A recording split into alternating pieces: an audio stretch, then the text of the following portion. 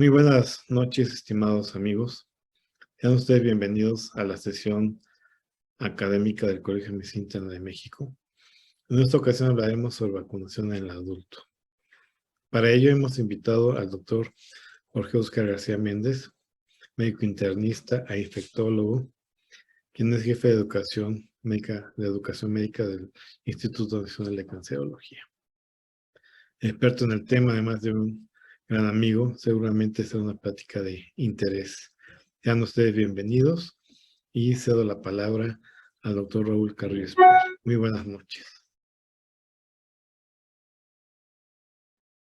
Hola, ¿cómo están todas y todas ustedes? Muy buenas noches. Mi nombre es Raúl Carrillo y a nombre del Colegio de Medicina Interna de México, de su mesa directiva y de nuestro presidente, el doctor Rubén Antonio Gómez Mendoza, les doy la más cordial bienvenida a nuestra ya acostumbrada y muy gustada sesión académica. Como es muy bien conocido por todas y todos ustedes, la vacunación es uno de los grandes parteaguas en la salubridad pública. Algo que nos ayudó a seguir progresando como humanidad, además de la higiene, el agua potable, el drenaje para el manejo de las aguas negras, algo que fue muy importante ha sido la vacunación.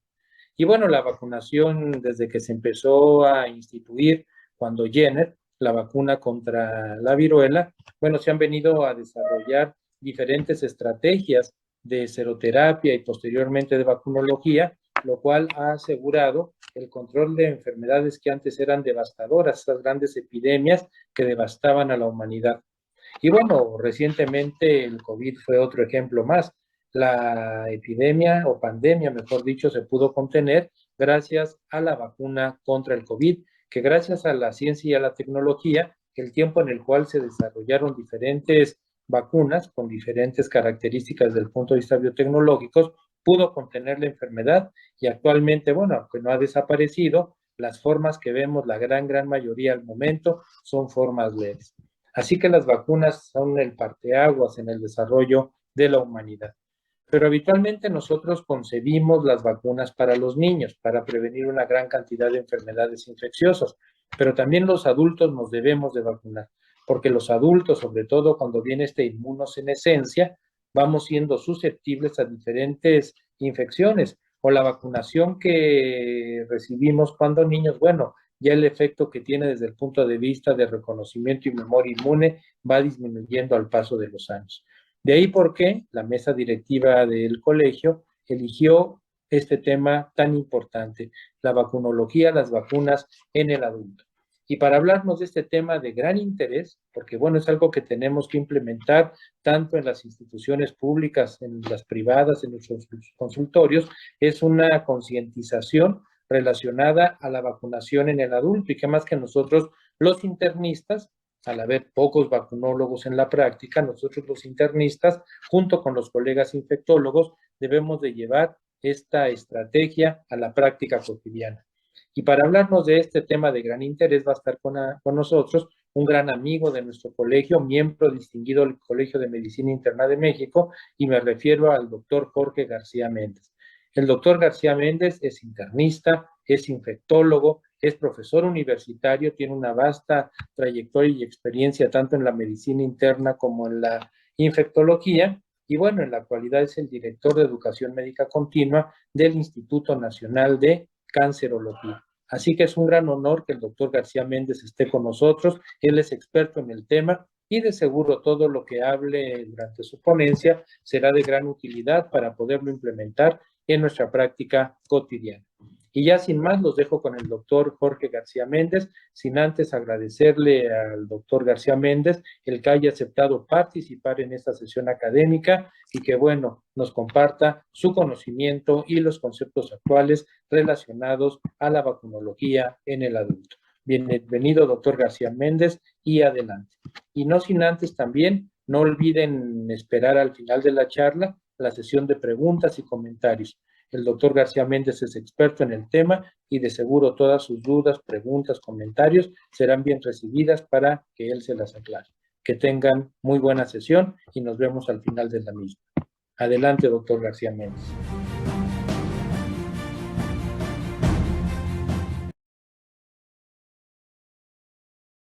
Muy buenas noches. Tengan todos ustedes, sean bienvenidos a la sesión del Colegio de Medicina Interna, en la cual yo me siento muy honrado de participar. El título es ¿cómo estamos en vacunación en el adulto en nuestro país? ¿Hacia dónde va nuestro país? Le he colocado la famosa frase que todos ustedes recordarán seguramente, Quo Vadis, México. Y bien, vamos a empezar con una historia de éxito para reconocer cuál podría ser nuestro destino si nosotros hacemos las cosas de forma correcta. Bien, como vemos en esta diapositiva, estamos viendo acá el ejemplo de éxito que ha sido el Programa Nacional de Vacunación en menores de edad. Y ustedes pueden ver incluso cómo algunos programas binacionales entre Estados Unidos y México, pues no hay prácticamente diferencias en no solo en las coberturas, los porcentajes, incluso en algunas ocasiones estamos mejor que en Estados Unidos debido a una fuerte política antivacunas que ocurre en ese país, sino que también estamos al par del tipo de vacunas que se emplean en uno y otro país. Pero bien, yo quisiera señalar esto de forma muy puntual porque vamos a la siguiente diapositiva.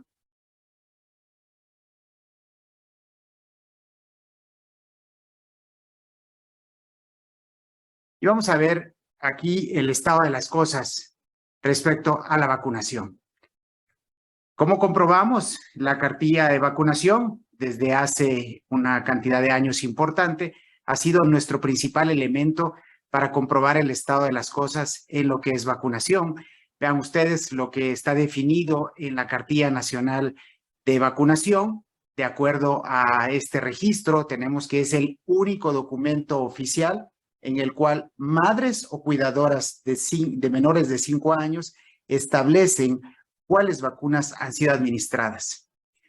Si nosotros vemos en este cuadro que estamos viendo en pantalla, el 97% de las madres o cuidadoras de menores de 5 años refirieron tener cartilla nacional de vacunación. Sin embargo, en ENSANUD, que es la encuesta nacional de salud y nutrición más reciente, que fue del año 2018, solo la pudieron presentar en el momento de la entrevista poco menos de la mitad. Esto es 49%.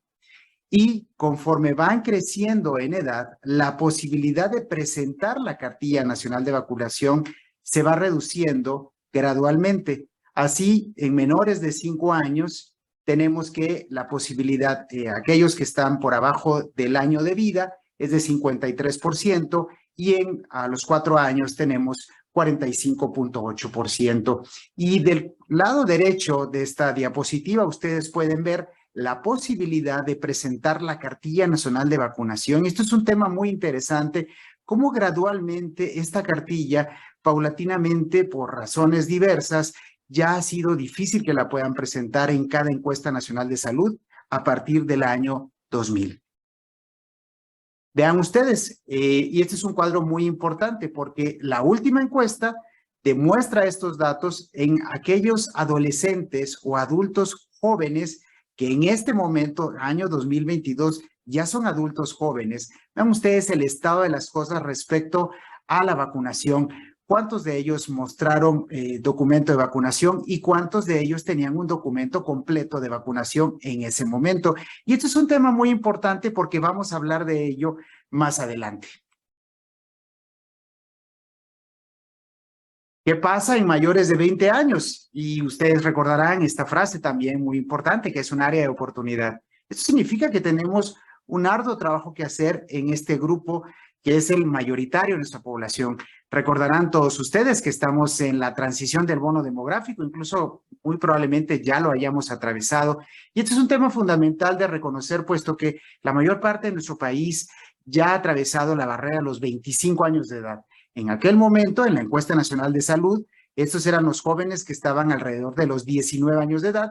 4 años después, 5 años después, estamos hablando que han llegado a la mitad de la pirámide poblacional. O sea, por abajo de los 24 años está el 50%, por arriba de los 24 años está el siguiente, el otro 50%. De acuerdo en SANUT, del año 2018, solamente el 11.5% de los adultos, en comparación con los menores de edad, mostraron la Cartilla Nacional de Salud. Y esto es muy importante porque el 35.9% dijo que tenía la cartilla, pero no pudo demostrarle. Y lo que es más preocupante es que el 49% de ellos no tenía cartilla nacional, no había tenido en ningún momento, cuando menos en un número de años importante, cartilla nacional de vacunación, y 3.4% sí presentó esta cartilla y no tenía ningún dato, no contenía ningún dato que hablara si habían sido vacunados o no. Entonces, quiere decir que más del 50% de la población adulta por arriba de los 20 años no había sido consistente en demostrar que habían sido vacunados en algún momento. Bien, comparación de 2012 a 2018, esta es una encuesta que todos ustedes saben, es una encuesta muy prestigiosa que lleva a cabo el Instituto Nacional de Salud Pública. Hay un retroceso también significativo, notable, que nos debe llamar mucho la atención porque son los años prepandemia y sabemos que la pandemia ha tenido consecuencias sobre la capacidad que ha tenido el Sistema Nacional de Salud para poder vacunar a los adultos y también a los menores de edad. Pero vean ustedes cómo hay una reducción, en este caso de carácter importante, respecto a dos de las vacunas que se emplean. Una de ellas es la del toxoide tetánico y la otra es la del sarampión rubiola. Vean ustedes la reducción en demostrar mediante cartilla nacional de vacunación si habían sido vacunados o no. ¿Cómo estamos entonces en vacunación? Este no es un problema que atañe únicamente a nuestro país. ¿Tenemos vacunas? Sí, tenemos mucho más vacunas que antes. Esta es una realidad. Si ustedes ven el Vademecum, si ustedes ven cualquier documento, ustedes ven documentación de COFEPRIS, se han aprobado más vacunas, hay accesibilidad a más vacunas, aun cuando estamos pasando momentos con problemas en el acopio de vacunas, en la distribución de vacunas. Sin embargo, hay mucho más oportunidades ahora. ¿Pero qué hace que no vacunemos tanto? ¿Dónde están las áreas de oportunidad o dónde están los problemas que nosotros tenemos que enfrentar? Y esta es una situación que atañe a muchos países, como lo mencionaba anteriormente, tomando el ejemplo de Estados Unidos y Canadá, que son nuestros socios del Tratado de Libre Comercio. Ellos también están tratando continuamente de tener campañas agresivas para incrementar el interés de las personas, el conocimiento del personal de salud para que todos seamos vacunados de manera oportuna y de manera ampliada, que es lo más importante y es donde tiene el mayor impacto en la población. Bien, vacunación en un solo grupo, pues lógicamente tiene un impacto para las personas que son vacunadas, por supuesto que la tiene. Sin embargo, cuando se prioriza un solo grupo para ser vacunado y se deja de lado otros grupos que también son importantes, podemos dejar huecos, podemos dejar espacios donde la enfermedad que se está tratando de prevenir mediante vacunación pueda ocurrir. Y esto es un tema muy importante. Se han visto en algunos segmentos, en una de las diapositivas que desafortunadamente pasó por alto, pero bueno, seguramente ustedes en la presentación la van a poder ver. Es una que demuestra cómo aquellas mujeres embarazadas que son vacunadas de forma temprana y anticipada en el momento del embarazo previenen la enfermedad por tosferina de manera oportuna, de manera importante cuando se introduce el programa de vacunación en nuestro país. Y este es un artículo que fue publicado en el año 2021, en el cual vemos el impacto poblacional. También lo sabemos muy bien cuando estamos hablando de la vacunación para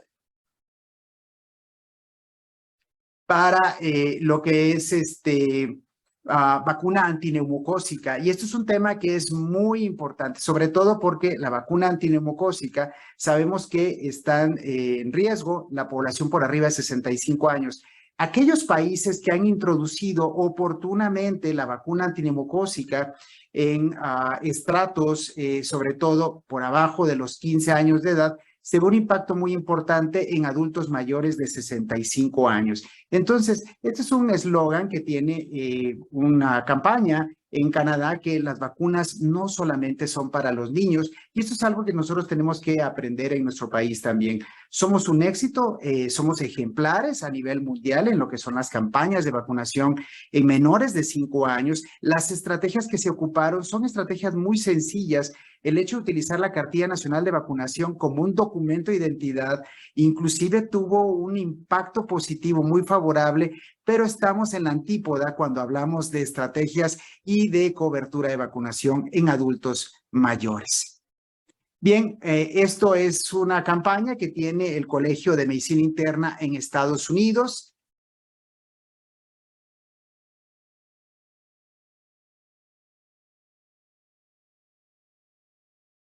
Donde ellos hablan de cómo quitar los mitos y los tabúes que están presentes en la vacunación. Y esto es un tema muy importante, sobre todo porque nosotros tenemos que responder las vacunas de la población que está siendo invitada a participar en la vacunación. Ustedes saben muy bien que en los adultos la vacunación muchas veces no se lleva a cabo de manera obligatoria, digo, básicamente. Solo el personal de salud tiene una campaña muy agresiva de forma constante en la cual está participando activamente. Pero otros grupos poblacionales, básicamente aquella población que está por arriba de los 19 años y por abajo de los 60 años, que es el grupo mayoritario en nuestro país, pues ellos desafortunadamente las campañas pueden a veces pasarlos por alto. Y bien, algunas de las preguntas que hace un documento que presenta la campaña de vacunación en Canadá es: ¿por qué no se vacunan todas las personas a lo largo de la vida? Hay que desmitificar que las vacunas solo son importantes para los menores de edad. ¿Por qué la mayoría no cuenta con cartillas de vacunación actualizada? Esto es también fundamental, no solo es una pregunta en nuestro país. Y, por supuesto, ¿cuáles son los mitos alrededor de la vacunación?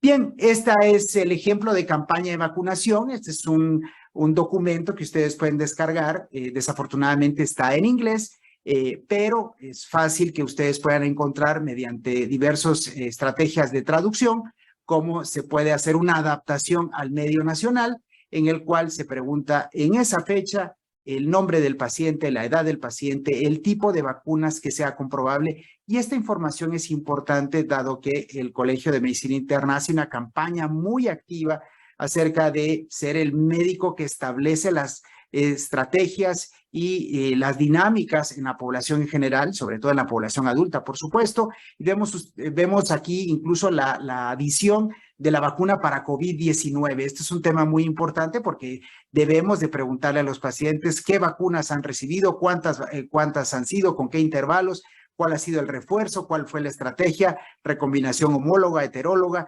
Todas esas cosas las vamos a registrar gracias a que tenemos un documento confiable donde podemos registrar toda esta información. Este es el complemento. Lógicamente hay que registrar las alergias, algunas contraindicaciones que pueden tener los pacientes, y esta información debe quedar en el expediente médico de cada paciente que llega con nosotros y que se le vacuna. Bien, en México entonces hay una estrategia muy importante, vuelvo a reiterar, sobre algunos grupos de riesgo, y sobre todo a ellos está dirigido mucho del mensaje que recibimos todos los años. ¿Cuáles son estos? Pues lógicamente personas que tienen alto riesgo de contraer enfermedades respiratorias tipo influenza, los menores de 5 años, los adultos mayores de 65. Hay que recordar que México ya rompió el 10% de la población por arriba de 65 años. Andamos alrededor de 11.5, 11.6% de la población por arriba de los 65 años. Progresivamente hemos tenido un proceso de envejecimiento. Lógicamente tenemos un porcentaje de la población que tiene enfermedades crónicas debilitantes, tales como son las enfermedades pulmonares, cardiovasculares, pacientes hipertensos, pacientes nefrópatas, pacientes que tienen hepatopatía avanzada, trastornos metabólicos. Hay que recordar que México es uno de los primeros países en porcentaje de la población per cápita con diabetes mellitus, muchos de ellos fuera de las metas de tratamiento, con padecimientos hematológicos, con padecimientos neurológicos y, por supuesto, el que está creciendo aceleradamente, como lo son las neoplasias. Y esto viene en el Programa Nacional de Salud. Cualquier persona con inmunosupresión, estamos hablando de pacientes adultos, ya sea causada por fármacos, por cualquier tipo de enfermedad, mujeres embarazadas, y quiero hacer un pequeño comentario. El segmento de mujeres embarazadas, todas aquellas mujeres que están por arriba de los 18 años, también nos atañen a nosotros. Si bien es cierto que el control prenatal es llevado a cabo por médicos familiares, por médicos ginecobstetras, también es importante que las complicaciones médicas del embarazo son vistas precisamente por médicos internistas. Entonces, un llamado de atención y un llamado a la reflexión acerca de cuántas pacientes estamos nosotros viendo en el contexto del embarazo. Hay que recordar que aproximadamente se ven 2 millones de mujeres embarazadas todos los años. Gradualmente hemos tenido un descenso respecto a las décadas anteriores, sin embargo, es un porcentaje significativo de la población que está teniendo embarazo todos los años y que debieran ser analizados también bajo la óptica de medicina interna. Por supuesto que aquellas personas que son residentes en asilos de adultos mayores, en unidades de cuidados prolongados, personas que tienen obesidad mórbida, y otra vez vamos al problema de obesidad que tiene nuestro país, uno de los países con mayor tasa de obesidad y sobre todo obesidad grado 3, aquella que está por arriba de 40, de un IMC de 40. Trabajadores de la salud, hay aproximadamente 1,5 millones de trabajadores de la salud, y esto es un tema muy importante porque la campaña de vacunación no debiera ser obviada por nadie de nosotros y cualquier persona que tenga relación directa o indirecta con el ámbito de la salud. Bien, vamos a hablar en este caso de algunas de las vacunas de influenza. Todos los años hay una campaña muy importante para ser vacunados. Desafortunadamente, tenemos algunos ejemplos de cómo el haber bajado la guardia representó un problema de alto riesgo en el año 2008-2009. La campaña de vacunación del año 2008 es conocida porque se vacunó menos de la gente que se esperaba, y todos sabemos que después de esto, uno de los procesos que llevó seguramente a la posibilidad de que se incrementara el riesgo de un brote como el que tuvo H1N1 en nuestro país fue lógicamente el haber tenido una tasa de una cobertura de vacunación relativamente baja. Y es conocido también que en ese momento pues no se pudo ver el tsunami de casos que se avecinaba, porque se creía que en abril era muy difícil, o en marzo, debido a las temperaturas, que también fue algo que se habló con COVID, se pudiera enfrentar un panorama de esa naturaleza. Sin embargo, todos sabemos la consecuencia, los picos que tuvo durante el año 2009 a lo largo y ancho de nuestro país, H1N1, y después cómo ya nos sensibilizamos como población y nuevamente volvimos a tener coberturas relativamente satisfactorias o altas que se habían ido disminuyendo gradualmente, sobre todo por alguno de los tabúes en el sentido de que las personas decían que se iban a enfermar tras la vacuna o que pese a haber sido vacunados no iban a tener control de la enfermedad o prevenir la enfermedad. Bien, estas son algunas de las vacunas que están autorizadas en nuestro país. Vamos a pasar rápidamente en aras del tiempo, si no nos va a consumir las demás enfermedades que también son prioritarias. Y este es un tema muy importante, sobre todo porque nuestro país, debido a políticas que tiene el Sistema Nacional de Salud, prácticamente la vacunación es de carácter homogénea y la posibilidad de vacunarse por fuera del Sistema Nacional de Vacunación es reducida, por lo cual es una vacunación de tipo bastante homogéneo a lo largo y ancho de nuestro país.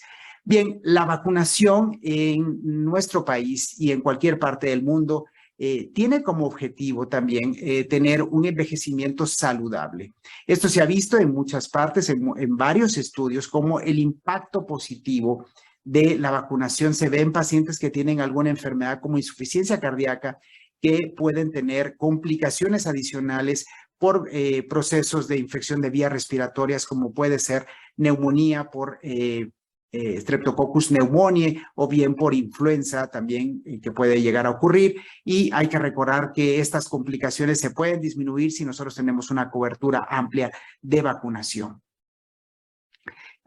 Del lado derecho tenemos el gráfico y no me voy a meter mucho tampoco en la parte inmunológica. Yo creo que hay otros foros que lo han tocado, pero como la parte de esta expansión clonal que nosotros tenemos del pool de antígenos que logramos reconocer mediante un sistema inmunológico competente antes de los 65 años. Después de los 65 años se va reduciendo gradualmente y entonces también se reduce la capacidad de reconocimiento y de montar una respuesta efectiva en tiempo y en forma. Y esto está explicado en esta presentación, cómo la respuesta citotóxica al final es la que se puede ver comprometida si las personas no se vacunan oportunamente. Bien, la vacunación de influenza, entonces vamos a empezar con la dosis que es estándar, que es con virus inactivos. Es una tecnología que está basada en huevo y es para personas de todo tipo de edad. Hay un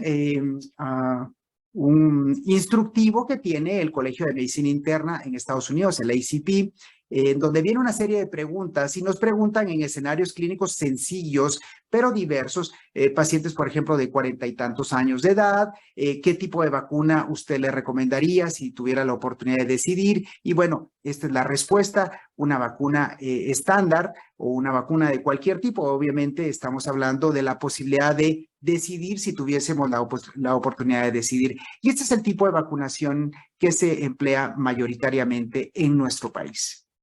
Bien, aquella que es basada en cultivos celulares, otro tipo de tecnología, está libre de huevo y esto es un tema muy importante, sobre todo por la alergia que puede ser una contraindicación para un porcentaje no despreciable de personas que se vacunan con esta tecnología. También es una vacuna de influenza inactiva y es para personas de todas las edades. Y esto es un tema que debemos de remarcar, al igual que las dosis estándar que mencionamos anteriormente. La vacuna recombinante de virus de influenza es una dosis de triple antígeno, utiliza una dosis incluso menor que las anteriores, también es libre de huevo y solo está indicada para adultos mayores de 18 años y esta es básicamente la que nosotros ocupamos en nuestro país. Bien, vacuna a influenza con adyuvante. Hay que recordar que los adyuvantes son muy importantes para despertar o incrementar la respuesta inmunológica. Se pueden utilizar en adultos mayores de 65 años. Utilizan un coadyuvante que es orgánico, que es derivado del escualeno o escaleno y que se denomina M59 y se utiliza para adultos de 65 años y más. Y vean ustedes la tecnología que hace posible que se incremente la respuesta inmunológica mediante el uso del adyuvante. La vacuna inactiva para influenza a alta dosis, esta también solamente es para adultos de 65 años y más, está basada en huevo, la dosis es incluso mayor, es 4 veces la dosis estándar que habíamos mencionado que es de 15 microgramos por cepa por cada vial que se emplea. La vacuna de spray nasal, que es una vacuna que en algún momento también se comentó que pudiera ser promisoria, es una vacuna de influenza de virus atenuados, conocidos por sus siglas en inglés como LAIV. Obviamente, la ventaja que tienen es que se administran localmente en la mucosa nasal. Su tecnología está basada en huevo, pero debido a que son virus inactivos, la recomendación quedó para adultos mayores de 18 años y para menores de 50 años, que estén sanos, que no tengan ninguna comorbilidad importante y, por supuesto, que no sean mujeres embarazadas. Y del lado derecho vemos el esquema representativo de la tecnología que emplea.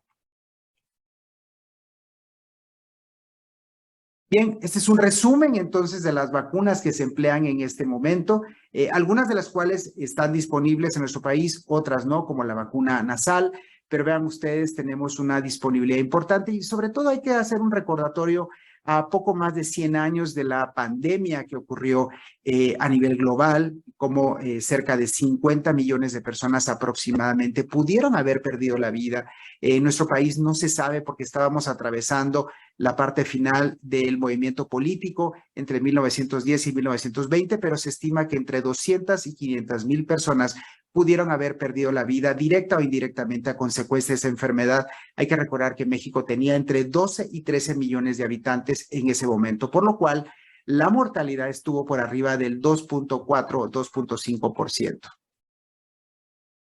Bien, nos pasamos un poco.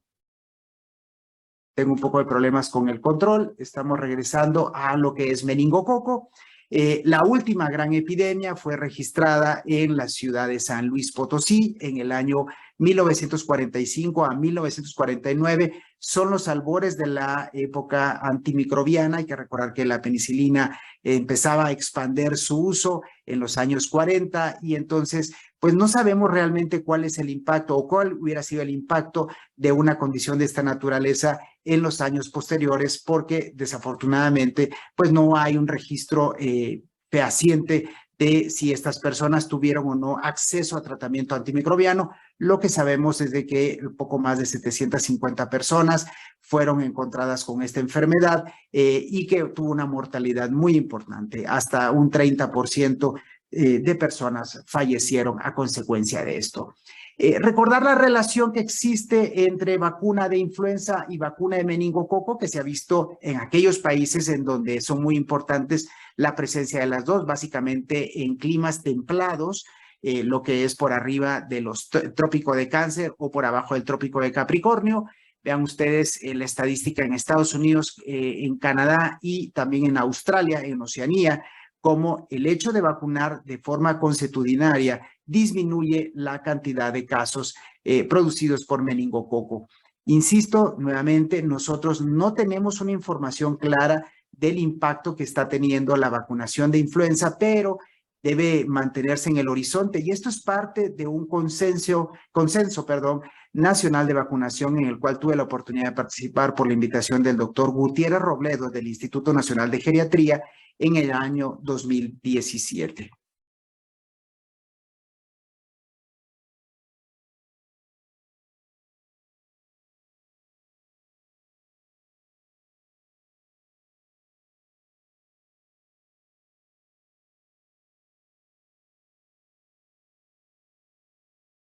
Bien, respecto a la enfermedad meningocócica invasiva, hay algunos lugares en donde se ha demostrado que hay la posibilidad potencial de tener brotes epidémicos importantes, tales como la Ciudad de México y la ciudad de Tijuana.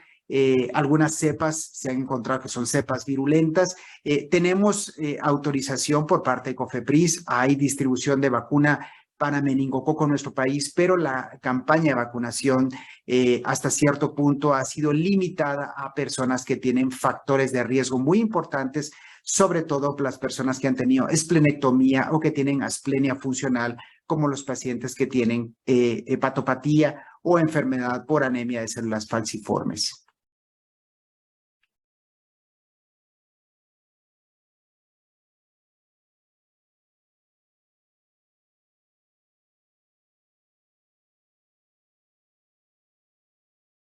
Estas son las vacunas que están autorizadas para nuestro país. Vean ustedes las diferentes marcas comerciales, los diferentes fabricantes y pues vuelvo a reiterar, en este momento no hay una campaña amplia como lo hizo Nueva Zelanda a consecuencia del número de casos que enfrentaban entre los años 90 y los años 2000. Hay una campaña que se establece a través de la concientización de la población porque causaba más de 1.500 casos y más de la mitad tenían complicaciones severas a consecuencia del meningococo. Pasando a lo que es vacuna antineumocócica, tenemos las opciones para vacunación relativamente antiguas, como la vacuna polisacárido polivalente de 23 serotipos. Vean ustedes que está desde el año 1977. Ha sido demostrado su utilidad de enfermedad invasiva por neumococo, tanto en personas inmunocompetentes como en pacientes inmunocomprometidos. Y esto es un tema fundamental, sobre todo porque debemos de recordar que algunas veces por disponibilidad, algunas personas pudieran recibir previo a la vacuna conjugada de 7 serotipos o de 10 serotipos o de 13 serotipos, que vamos a ver a continuación, la vacuna polisacárido, y entonces hay que tener ciertas estrategias para no ocuparlas de forma simultánea o en qué momento ocuparla 8 semanas después o vacunar hasta el año siguiente, como ustedes lo pueden ver en pantalla. Durante varios años, obviamente hasta la aparición de la vacuna conjugada, esta vacuna polisacárido, este es el ejemplo que tenemos gráfico, se ocupó prácticamente en toda la población, sin embargo, no estaba exenta de complicaciones y su utilidad en población abierta no había sido comprobada. Básicamente tenía un impacto muy importante en aquella población que tenía factores de riesgo. Con la aparición de la vacuna conjugada, cambiaron las reglas completamente y ahora hay una campaña muy amplia, ya no solo en población por abajo de los 5 años, que sabemos que previene complicaciones tanto como sinusitis aguda, otitis media aguda, pero también complicaciones parameningias, como lo es la meningitis aguda, la enfermedad neumocócica diseminada o invasiva, y también tiene un impacto muy importante en adultos mayores el vacunar a los menores de ese hogar.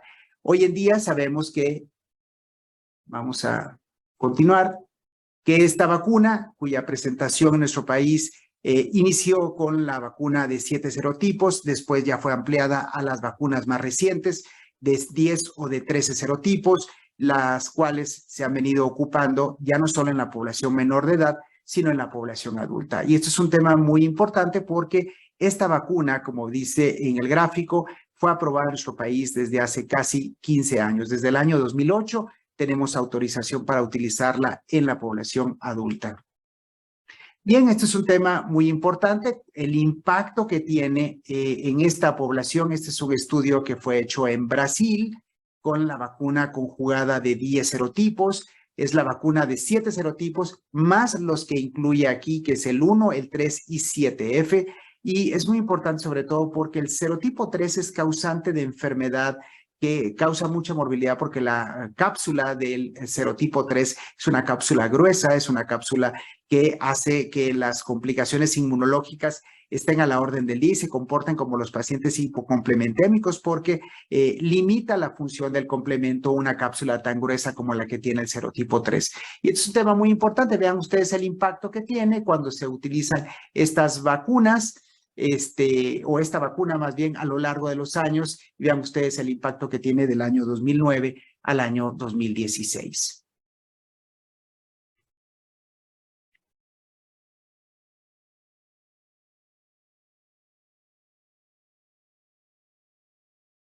En México, COFEPRIS amplió la cobertura para la vacuna conjugada antineumocócica para adultos de 50 años y más, de 13 serotipos, para este tipo de indicaciones, para la prevención de enfermedad neumocócica, incluyendo neumonía y enfermedad diseminada, y también para adolescentes y niños por arriba de los 5 años de edad. Bien, estos son los intervalos que mencionaba anteriormente. Vean ustedes cuando las personas se han expuesto a la vacunación previamente por razones diversas, o bien aquellos que fueron vacunados, y hay que recordarlo de forma muy importante. Los que fueron vacunados a los 5 años de edad, antes del año 2008, en este momento ya son adultos por arriba de los 18 años. Entonces hay que tomar en cuenta que las estrategias de vacunación incluyen la posibilidad de revacunación según circunstancias de salud o de riesgo que puedan llegar a presentar. Y aquí están las referencias que lo apoyan. Hay un programa que tiene el Consenso Americano de Prácticas de Inmunización, conocido por sus siglas ACIP, las cuales recomiendan como las estrategias entre lo que es la vacuna conjugada de 13 serotipos y la vacuna polivalente de polisacáridos de 23 serotipos. Las contraindicaciones, pues lógicamente tiene algunas que nosotros no debemos dejar de lado. La más importante y la más evidente es que no tengan datos de enfermedad febril en ese momento o que tengan riesgo de haber, estar infectados o estar cursando con una enfermedad a consecuencia de neumococo.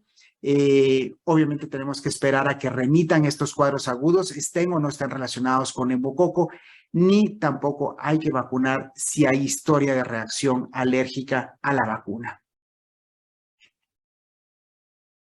Pasando a otro tema de interés en la población adulta, y este es un tema fundamental que nosotros tenemos que recordar, sobre todo porque a los 50 años es poco probable que haya una primoinfección. Pudiera haber primoinfección por el virus de varicela zoster, que así es como se le conoce, puede causar dos enfermedades completamente distintas.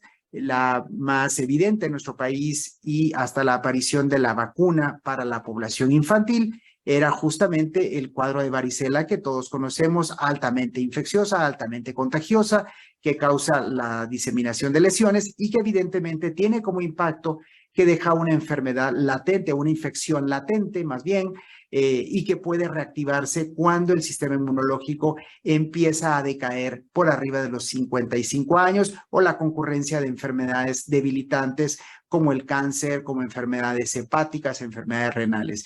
Y la segunda enfermedad es el herpes zóster, que es como una suerte de aviso de que las condiciones para el control de este virus, una vez que se ha adquirido, pues se baja, obviamente, de manera significativa, y es aquella enfermedad que todos conocemos como la que ocurre a nivel del trayecto de los ganglios sensoriales, causa las lesiones que pueden inducir lo más importante, que es la neuralgia posherpética, o bien algunas otras complicaciones que no vienen mencionadas en la mayoría de libros, pero que en algunos escenarios son tan importantes como lo es la introducción de infecciones bacterianas sobreagregadas, particularmente causadas por cocos gram positivos. Bien, estas son las vacunas que tenemos disponibles en nuestro país, aun cuando en el año 2020, debido a que en Estados Unidos este comité, denominado ACIP, que les mencionaba anteriormente, comparó la eficiencia de las dos opciones de vacuna que eran conocidas por Zostavax, que es a partir de virus atenuados, y la vacuna que es su unidad recombinante, que es la otra que se conoce como Shingrix. Se encontró que Shingrix tiene, y ustedes lo pueden ver allí en el cuadro, una mayor eficacia en términos de acotar los síntomas, disminuir la progresión también hacia neuralgia posherpética, y esto es un tema fundamental para reducir las complicaciones. Zostavax, desafortunadamente, ya no está disponible en Estados Unidos, solo se quedó Shingrix como la opción que dejó así. Sin embargo, en nuestro país hasta el día de hoy siguen habiendo las dos opciones, y es muy importante señalar que en muchas ocasiones nosotros nos acordamos de plantear la vacunación para herpes una vez que ha ocurrido algún episodio por arriba de los 60 años. Esto que son prevenciones de carácter secundario para evitar que ocurran nuevos episodios, lo que tenemos que disminuir, porque ya hay opciones. Y vean ustedes, aquí están marcadas las diferencias de cuán efectiva es una u otra opción. Shingrix tiene mayor capacidad para disminuir la progresión hacia neuralgia posherpética, casi 90% versus 2/3, 67% que tiene la otra opción de vacuna, que es Zostavax. Esta es la situación que justificó precisamente la introducción de este tipo de vacunas. La primera, que fue Zostavax, a mediados de la década de 2000 a 2009, que ustedes recordarán que se introdujo precisamente en un evento del Colegio de Medicina Interna a mediados de año. Se hizo la presentación ante la comunidad médica. Me tocó hacer esa presentación, estar en la mesa redonda justamente de Zostavax. Y bueno, para el año 2020, como les había mencionado, debido a la diferencia marcada que había en efectividad en Estados Unidos, ya no se encuentra disponible. ¿Qué ventajas tiene Zostavax? Una sola dosis versus Shingrix, que requiere dos. Y la otra es que aparentemente hay un poco más de reacciones de carácter local desde el punto de vista de la administración de Shingrix versus Zostavax. Sin embargo, eso cuando ya se compara con las complicaciones de neuralgia posherpética, no fue suficiente para contravenir la indicación de ACIP. Bien, ¿qué pasa en nuestro país? Entonces, en México está disponible, las dos opciones son autorizadas.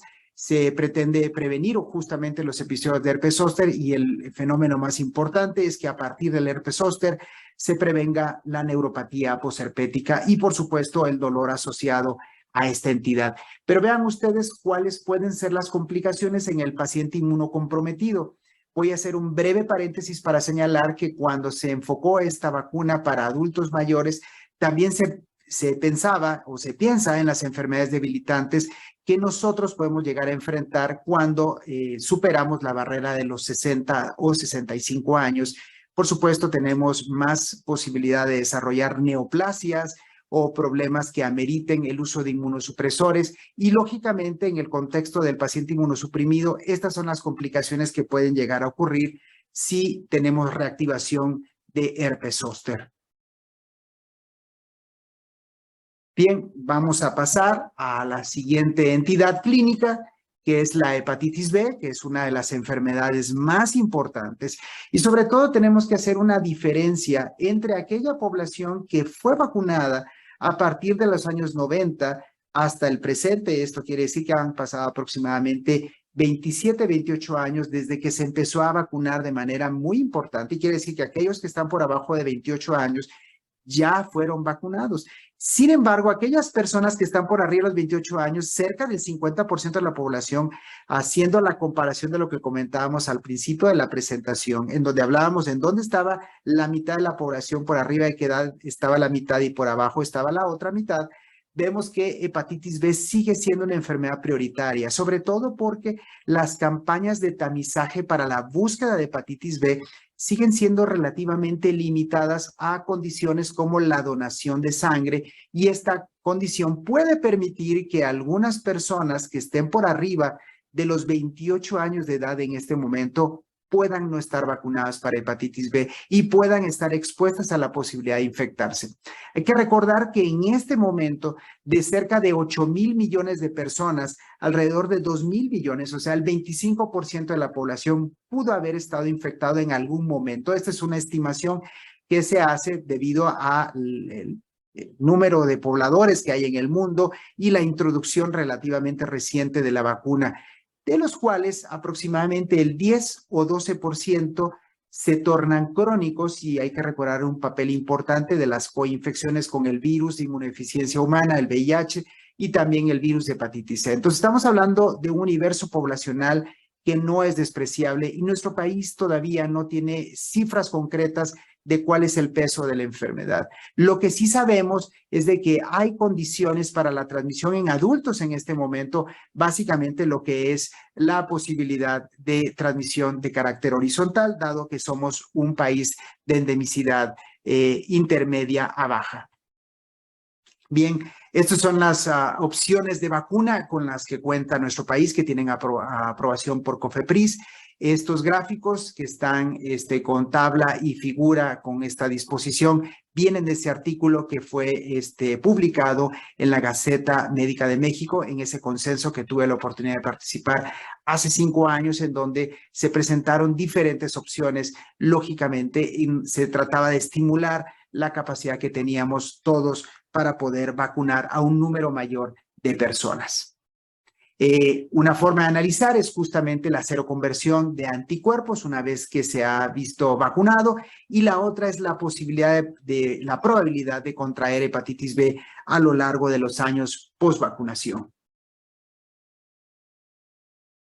Bien, esta es la eficacia. Esto se mostró en este estudio muy grande en Gambia, y todos se preguntarán por qué se hace en Gambia y no se hace en otros países, si esto es ético o no es ético, pero bueno, este es un estudio que fue, el parteaguas para establecer cuáles podrían ser las dinámicas de vacunación para hepatitis B en la población adulta. Y este es un tema muy importante, sobre todo porque una vez que nos hemos visto vacunados, excepto el personal de salud que tiene campañas, insisto, bastante activas para vacunar, vean ustedes, después de los 5 años, la posibilidad de desarrollar vacunación se mantiene a lo largo de los años, inclusive hasta más de 20 años después de haber recibido esta vacuna, versus aquellas personas que lógicamente no se han vacunado.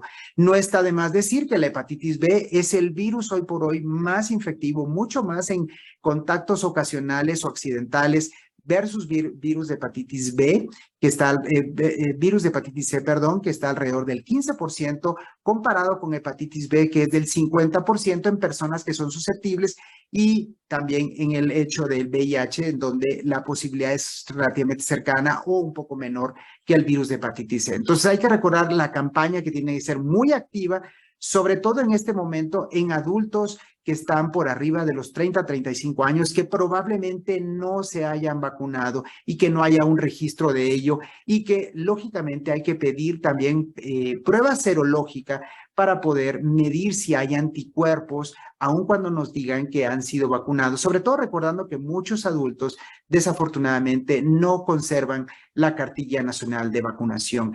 El límite para establecer si hay protección o no, la posibilidad de protección o no, es este valor de 10 miliunidades internacionales por mililitro. Bien, ¿quiénes son los que se deben vacunar? Estamos hablando básicamente de población adulta, personas que tienen parejas sexuales, que tienen un estatus positivo con antígeno de superficie positivo, pacientes que son sexualmente activos, que tienen más de una pareja a lo largo de los últimos 6 meses, quienes tienen o que han tenido enfermedad de transmisión sexual y han sido vistos y tratados por ello, varones que tienen sexo con hombres, usuarios de drogas inyectables, usuarios de drogas intravenosas, contactos familiares estrechos, cercanos, no solo accidentales, sino sobre todo los que son cercanos para pacientes que son portadores crónicos mediante la prueba de antígeno de superficie. Por supuesto, todos los trabajadores de salud estamos en estos grupos de riesgo y aquellas personas que pueden tener eventualmente contacto con sangre, bomberos, personal de seguridad, policías, ejército, que tienen este riesgo de exposición, situaciones que les exponen también a la posibilidad de estar en contacto con sangre, como lo es pacientes en enfermedad renal terminal crónica, pacientes que no han sido sometidos a diálisis son los idóneos precisamente antes de que tengan esos factores de riesgo, los que ya se encuentran en hemodiálisis o diálisis peritoneal o bien son convivientes o viven en conjunto de personas que están teniendo diálisis. Es muy importante que se vacunen.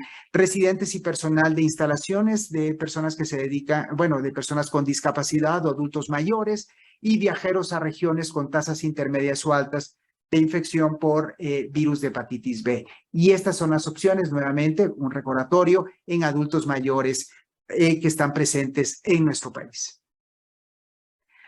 Tenemos algunas otras vacunas que no vamos a llamar como misceláneas, son muy importantes, pero están menos en el ojo del clínico, sobre todo cuando hablamos de prevención primaria o prevención secundaria y tenemos los objetivos, la vacuna TD, la vacuna con toxoide tetánico y la vacuna para difteria o para tosferina, solamente tiene como objetivo el número 1, lo que se demostró en mujeres embarazadas en esta diapositiva que no se pudo ver al principio de la presentación, pero que estoy seguro que va a poder ser vista una vez que se presente en grande.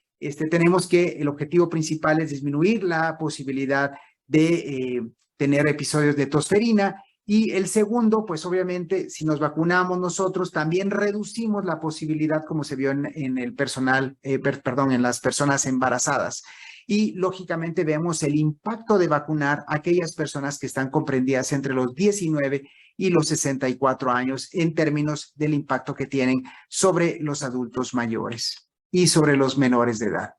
Bien, estas son las recomendaciones que tienen diferentes instancias, incluyendo la Secretaría de Salud de nuestro país, los lineamientos que tienen para este tipo de vacunas. Vean ustedes en vacunas en mujeres, hombres y adultos mayores de 65 años. Esto es mediante revisión de expertos y el consenso tanto OMS, tanto en Estados Unidos y en algunos otros países o instituciones o instancias como la Unión Europea, es lógicamente fortalecer y favorecer la vacunación desde el punto de vista amplio. Bien, ¿a quiénes están obviamente contraindicados? Personas que tengan historia de reacciones alérgicas, personas que tengan fiebre, personas que tengan trastornos neurológicos, lógicamente por la posibilidad de que tengan trastornos convulsivos, ellos podrían estar contraindicados o tener una precaución de tipo mayor, pero no es una contraindicación absoluta. Bien, vamos a terminar hablando de lo que es el tema de COVID y sobre todo porque pues esta vacuna se va a convertir en los próximos años y lo estamos viendo ahora con la campaña de refuerzo que pues ya se abrió hacia la población, vamos, por arriba de 18 años y existe la posibilidad de revacunarse. Sin embargo, todavía no hay un orden preciso que nosotros debemos de tomar en cuenta o debemos de seguir esta recomendación, cuál vacuna seguir, después de haber sido vacunada con una vacuna de ARN mensajero o con una vacuna de vector viral no replicante, como lo es la mayoría de dosis que han sido administradas en nuestro país.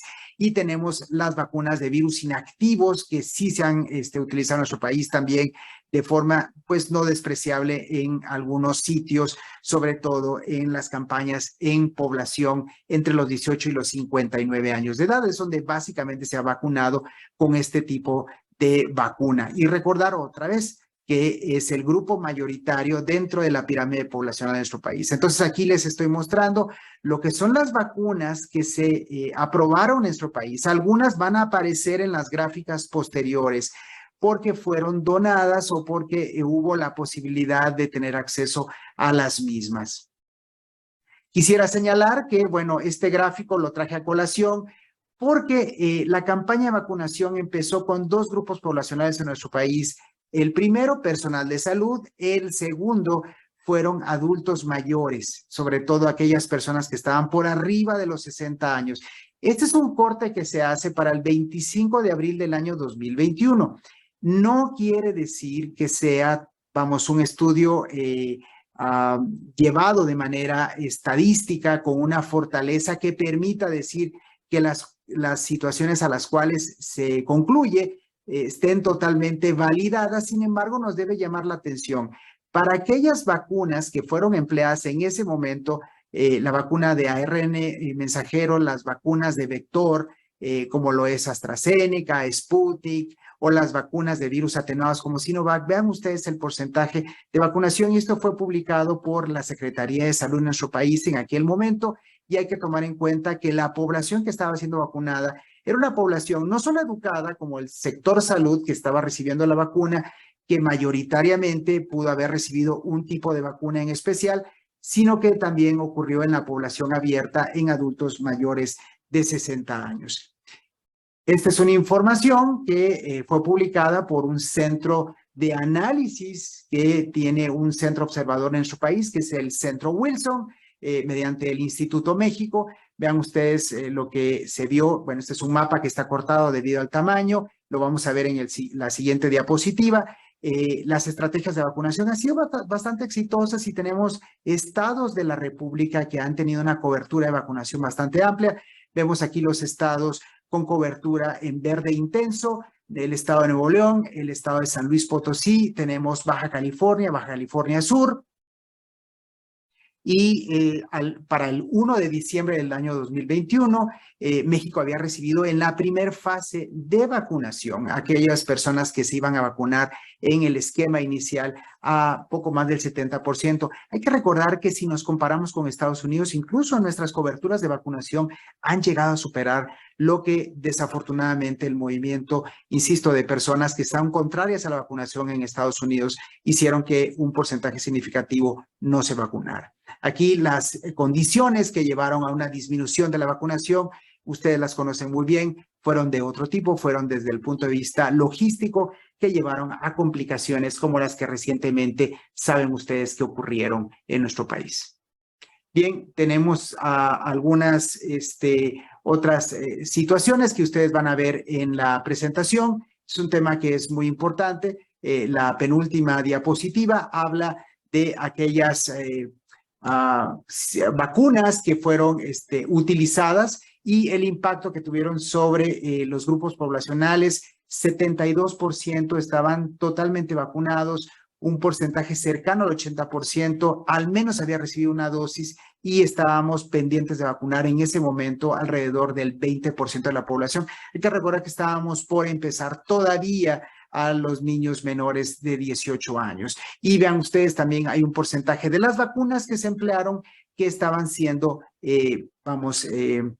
no fabricadas, pero sí colocadas en los recipientes en nuestro país. Aquí dice el término embotelladas, pero bueno, envasadas en nuestro país. Y esto es lo penúltimo. Y al último tenemos que algunas vacunas que no fueron contempladas en el análisis fueron precisamente porque fueron donadas. Vean ustedes aquí en el cuadro de la derecha, vean ustedes algunas de las opciones de vacunación que nosotros conocemos, pero que no aparecían en el cuadro oficial. sin embargo, fueron utilizadas como Johnson & Johnson, que fue utilizada de manera, hubo un programa muy importante para los trabajadores de la industria a lo largo de la frontera norte. Seguramente las personas que viven en los estados al norte de nuestro país lo recordarán muy bien. Y el segundo escenario fue la vacuna Moderna, que fue la segunda dosis del personal educativo en nuestro país. Ellos tuvieron la primera dosis administrada con CanSino y la segunda dosis administrada con Moderna.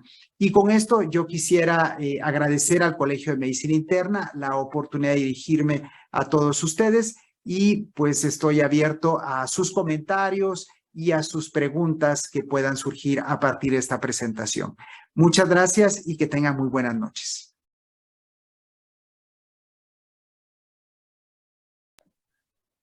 Muy buenas noches, tengan todas y todos ustedes. Les damos la más cordial y atenta bienvenida a esta sesión clínica que organiza el Colegio de Medicina Interna de México a nombre del Consejo Directivo 2022 del CEMIM, que preside nuestro presidente, el doctor Rubén Antonio Gómez Mendoza.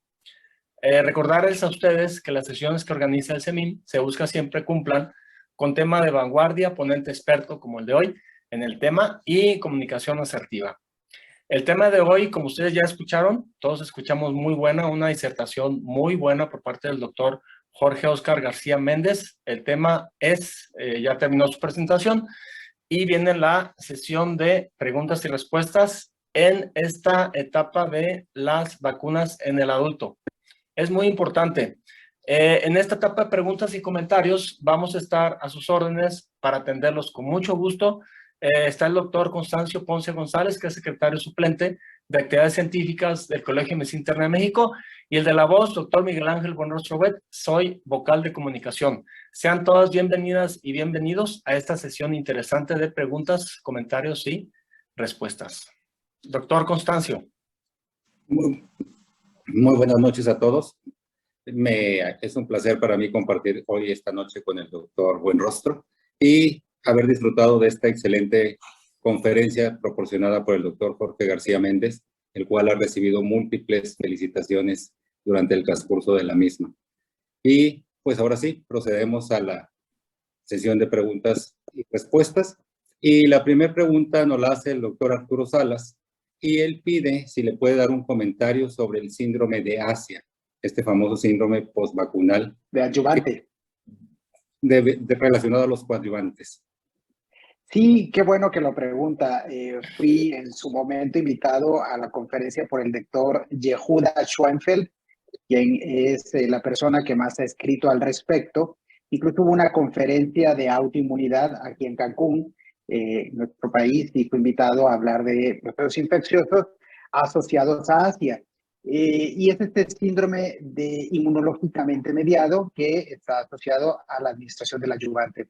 Bien, este es un tema muy importante porque el grupo de trabajo del doctor Yehuda Schoenfeld y otras personas que tienen la misma línea de pensamiento han asociado mucho el síndrome de Asia a la posibilidad, entre otras cosas, de la vacunación. Sin embargo, yo lo quiero poner en perspectiva, y esto, vamos, la fuerza estadística, la fuerza de los números creo que nos pueden dar un panorama para que ustedes tengan un criterio propio.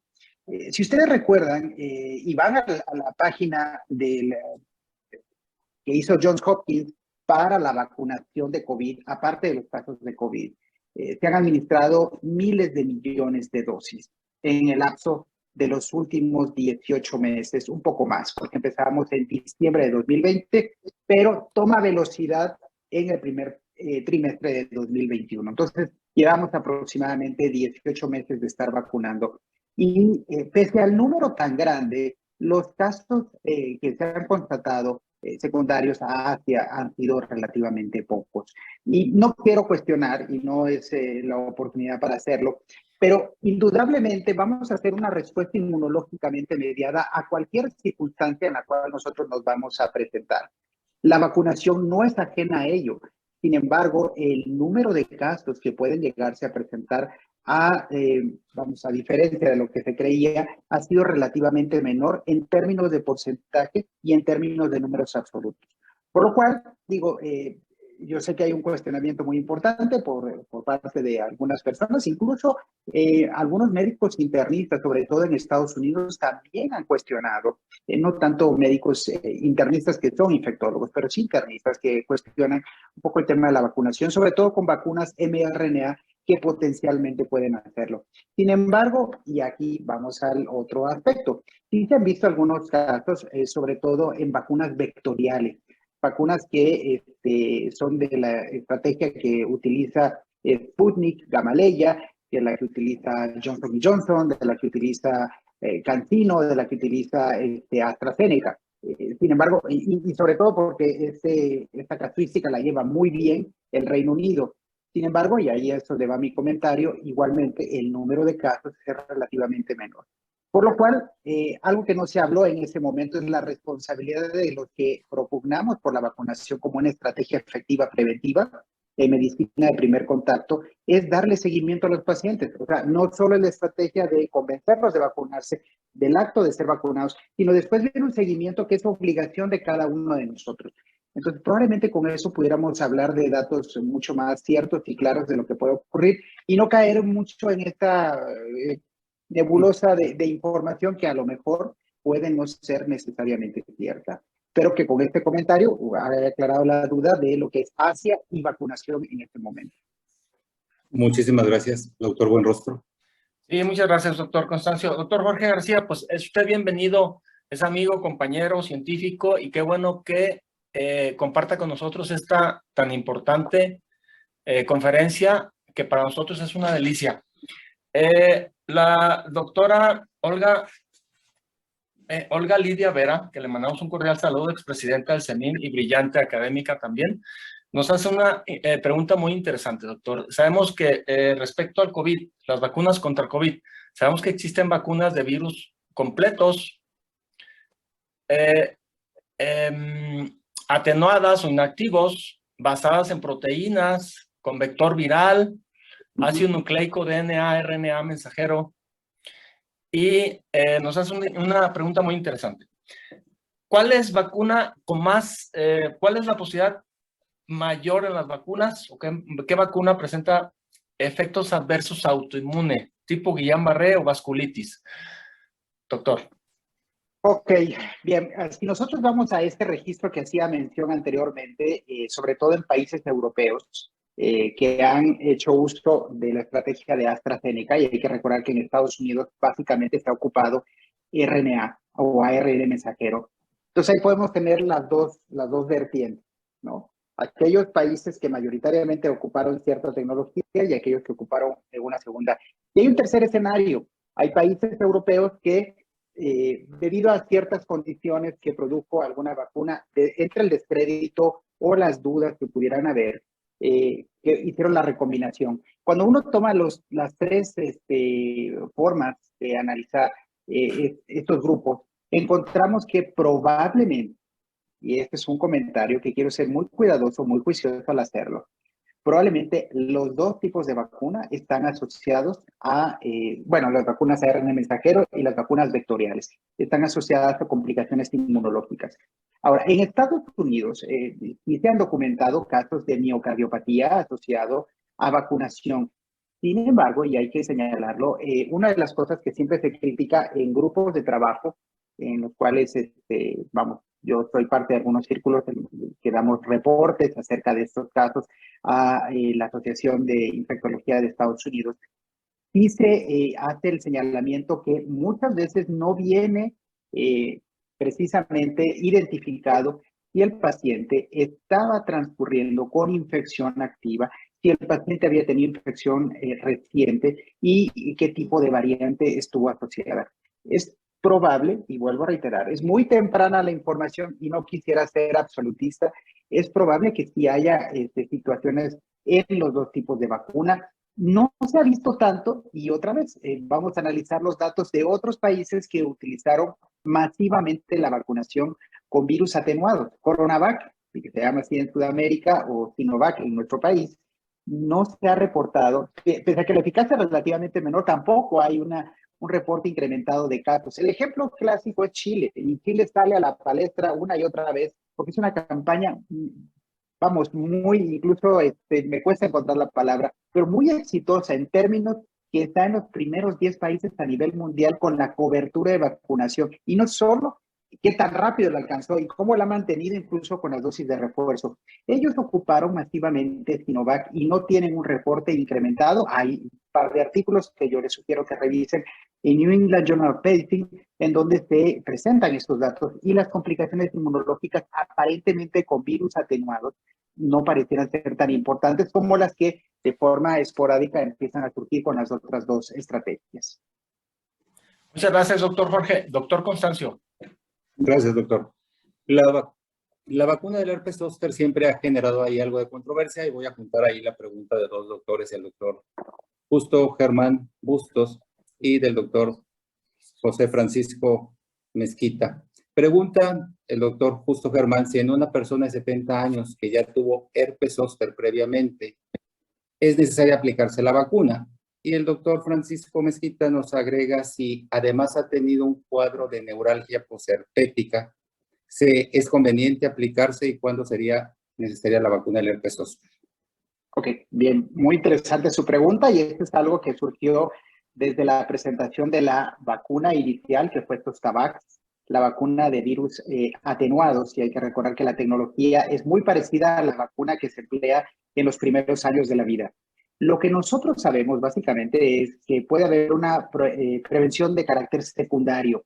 Esto se vio reforzado con la introducción de la vacuna recombinante que fue lanzada hace pocos años, que es Shingrix, la cual no es de virus atenuados y que es mucho más segura en términos de la administración en adultos mayores. Y hacia ahí voy, en este caso, con, vamos, esta estrategia de vacunarlos una vez que haya ocurrido la neuralgia posherpética.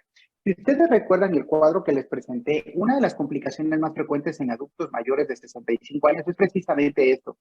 Lo que hubiera sido idóneo es que este paciente se hubiera vacunado. Estamos entendiendo que la vacunación ya tiene más de 15 años de que empezó a ser utilizada en nuestro país. Eso hubiera sido lo idóneo. Ok, pasó ese momento, se perdió la oportunidad. Puede haber profilaxis secundaria si hay algunos ensayos que se han descrito, se han demostrado que los pacientes pueden tener beneficio, vamos a llamar la palabra marginal, no tan importante como la profilaxis primaria, pero tampoco se desautoriza ni se desaconseja, no se le quiere quitar a este paciente la posibilidad de que tenga algún tipo de protección una vez que ha sucedido algún episodio más allá de los 65 años en un contexto de no haber sido vacunado. Muchas gracias, doctor. Doctor Buenrostro. Muchas gracias, doctor. Pues, doctor Jorge, están felicitándolo mucho por su persona, por el tema, de la manera en que lo expuso. Es un tema muy, muy amplio, muy complejo y lo está haciendo de manera sencilla, asible, entendible. Tenemos alrededor de 750 asistentes ya y tenemos también la asistencia de países de la América Latina, como lo es Perú, Bolivia, Ecuador y Colombia. Entonces, la audiencia está muy concurrida, doctor Jorge, y surgen muchas preguntas. Respecto, usted habló sobre las vacunas. Háblenos las vacunas en los inmunosuprimidos, por favor. Muy bien. Ya muy lo perfecto. habló, pero recuérdenos, por favor. Ok, nada más la prevención más importante es no utilizar, y está obviamente recomendado ampliamente, no utilizar vacunas de virus atenuados. Eso básicamente es la estrategia más importante que nosotros tenemos que recordar. En aquellos escenarios, como en nuestro país que hizo una compra masiva, probablemente en otros países que tienen la oportunidad de estar compartiendo esta sesión en este momento, la circunstancia sea diferente, pero en nuestro país que existe vacuna de virus atenuados para influenza, tenemos el escenario del paciente que es seropositivo, que acaba de ser diagnosticado, que cada vez afortunadamente se le encuentra con un menor grado de inmunosupresión, pero que es necesario ser vacunado. Este paciente se tiene que establecer los factores de riesgo y los beneficios potenciales. En caso contrario, pacientes que tienen un grado de inmunosupresión mayor, y lo estamos viendo en este momento, cómo falló la vacunación para COVID en algunos escenarios que nosotros estamos enfrentando en el hospital, afortunadamente esporádicos, pues sí hemos aprendido que los pacientes que tienen un número desde el punto de vista o una ponderación desde el punto de vista inmunológico mucho menor que sus pares inmunocompetentes, pues obviamente tiene que ser perfectamente seleccionado la estrategia vacunar si únicamente tenemos virus vivos atenuados como la única estrategia a utilizar. Si hay otras estrategias, en el caso de COVID o en el caso de cualquier otra enfermedad, hay otras estrategias disponibles, evidentemente, como ocurre con varicela, como ocurre con influenza, siempre tenemos que utilizar estrategias diferentes para evitar complicaciones. Es el caso del sarampión. Como ustedes vieron en la presentación, nosotros desafortunadamente dejamos de vacunar después de haber sido vacunados en la infancia, y hay que recordar que pese al éxito que representa la vacunación del sarampión, aquellos que fuimos vacunados en los años 60 finales y durante los 70 y ya empezando la década de los 80, ya estamos pasando los 40 años de edad, o ya lo pasamos hace algunos años, y lógicamente esa situación también nos pone en riesgo de tener una nueva posibilidad de adquirir la enfermedad, o desarrollar la enfermedad más bien. Muchas gracias, doctor Jorge. Doctor Constancio, adelante. Muchas gracias, doctor. Y con respecto a la vacuna del papiloma humano, doctor, ¿a qué edad es recomendable aplicársela? Nos pregunta el doctor. Muy bien, esa es una pregunta. De hecho, pasé por alto el hecho de el VPH en población adulta. Nosotros nos toca ver aquellos pacientes que superaron los 18 años, que no fueron vacunados, que ya tuvieron inicio de la vida sexual y que tienen, dentro de sus pendientes, haber sido vacunados para VPH. Tomando en cuenta, y una vez más, la historia de cómo fue introducida la vacuna. La vacuna no tiene, poquito tiempo, ya tiene más de una década y media de que fue introducida, con toda la polémica que nosotros sabemos, y seguramente muchas personas no fueron vacunadas, probablemente por la polémica. Recordarán ustedes entre la concepción de que esto iba a despertar situaciones de carácter sexual más temprana edad, dejando de lado que pues el inicio de la vida sexual en muchos países, desafortunadamente, en términos de lo que implica de riesgo para ellos, está por abajo de los 16 años. Entonces, sí es una estrategia que nosotros tenemos que, obviamente, impactar, sobre todo antes de los 16 años, en la población que evidentemente nosotros no vemos como médicos internistas.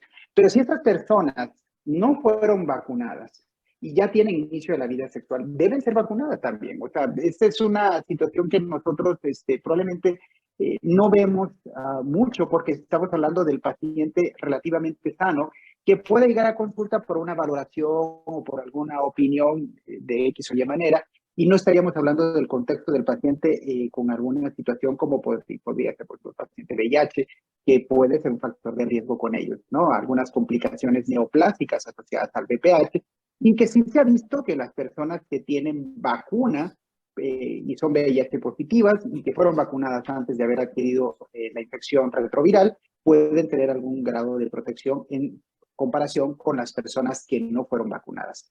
Hablando de ese segmento, entonces, muy específico de personas que no tienen síntomas, que no tienen evidencia de enfermedad por VPH, pues la recomendación es que sí lo pueden ustedes sugerir. Sin embargo, desde el punto de vista del impacto que tiene, no lo sabemos a ciencia cierta. Habrá que esperar, y esto es un tema muy importante, que pasen algunos años. Sí se ha visto en la población menor de 16 años, al cabo de 20 años, un poco menos que lleva la vacuna de estarse administrando, y tiene un impacto favorable. No estoy hablando de pacientes inmunocomprometidos, estoy hablando de inmunocompetentes, por la posibilidad de desarrollar neoplasias, particularmente en niños, cáncer cervicuterino. Esto es básicamente la información que tenemos. Sin embargo, aun cuando el primer consenso mexicano en vacunación que fue organizado en el 2017, que tuve la oportunidad de participar, sí se mencionó VPH. Sin embargo, en ese momento y hasta el presente, sus indicaciones en población adulta siguen siendo todavía pequeñas, ¿no? Escasas. Muchas gracias, doctor. Doctor Buenrostro. Muchas gracias, doctor Constancio.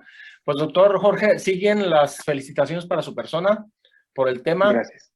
Y los halagos. El doctor Germán Burgos, justo Germán Burgos, a quien le enviamos un cordial saludo, doctor Germán, hace una pregunta muy interesante. Dice, una persona de 70 años, tiene hoy 70 años de edad, pero tiene antecedentes de herpes zóster, años atrás. ¿Es necesario vacunarlo contra el herpes zóster? Parece el planteamiento que hizo el colega anterior, que nos hizo la pregunta de a los 70 años si podría vacunarse con neuralgia posherpética. Y la respuesta sigue siendo sí, es recomendable vacunarle. Hay que recordar que hay un descenso de la capacidad inmunológica, esta expansión policlonal que existe inmunológica después de la infancia y que permanece a lo largo de la etapa adulta, empieza a mermar después de los 70, 75 años, según las circunstancias que nosotros tenemos, enfermedades crónicas, empieza a reducirse. Y por esa razón, el tema de la vacunación en el adulto mayor es un capítulo totalmente aparte. Incluso creo que sería motivo de una sesión específica, porque aquí en esto estamos hablando de la vacunación en el adulto, aquel que tiene más de 18 años, que nosotros vemos, hasta los 59, si hablamos de los 60 y más, o hasta los 64, si hablamos de los 65 y más. Es una situación completamente diferente al adulto mayor, que sabemos que tiene un proceso de inmunosenescencia. Este descenso progresivo de la capacidad inmunológica que todavía sigue siendo un concepto abstracto, que no tiene una forma de ponderarlo estandarizada, con un tamizaje que nos permite saber qué tanto se defienden o no. A los 70 años, con la pregunta que nos hace el doctor Burgos, si fuese mi paciente, aun cuando haya tenido el episodio de herpes, sabiendo que ahora tenemos una opción con mejores posibilidades que nuestra vacuna es la otra, la Shingrix, que es una vacuna recombinante, en el caso ese, yo lo utilizaría. Muchas gracias, doctor. Doctor Constancio. Gracias, doctor. Y es muy conocido, doctor, que a los niños se les ponen 2 o 3 vacunas juntas.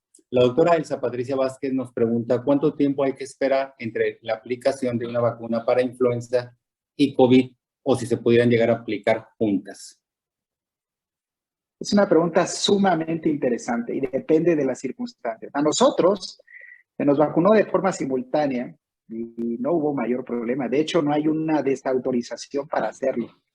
Sin embargo, esa es una recomendación, es en la medida de lo posible separarlo cierto periodo de tiempo que puede ir desde algunas semanas, 2 o 3 semanas, hasta poco más de un mes. O sea, esa recomendación es en el escenario en donde, por ejemplo, si estamos hablando de que la vacuna no se había vacunado a una persona para octubre del año pasado, llegamos a la semana epidemiológica número 42, 43, que es cuando arranca ese número creciente de casos de influenza, llega la vacuna de influenza, pero también le toca la vacuna de COVID y está como, bueno, ¿y ahora con qué me vacuno? La recomendación, si no tiene otra opción, vacúnese con las 2 al mismo tiempo. No pierda la oportunidad, no lo deje pasar por alto. Estamos en un periodo en el cual las necesidades son mayor que los riesgos que pudiéramos enfrentar ante esa circunstancia. Ahora, si la posibilidad no es, vamos, es de diferir una u otra y no está tan presionado, pues yo recomiendo siempre separarles. Incluso lo hacemos también así con pacientes que son candidatos a tener procedimientos, por ejemplo, esplenectomía, y que el procedimiento va a ser semanas, tiempo después. Empezamos con un proceso de vacunación diferida, sobre todo para ver complicaciones secundarias, por el tema de que pueda haber alguna complicación que nosotros se nos pueda pasar por alto, cosas de ese tipo, y recomendamos la separación. Pero si no, se puede poner junto. Gracias, doctor. Doctor Buenrostro. Muchas gracias, doctor.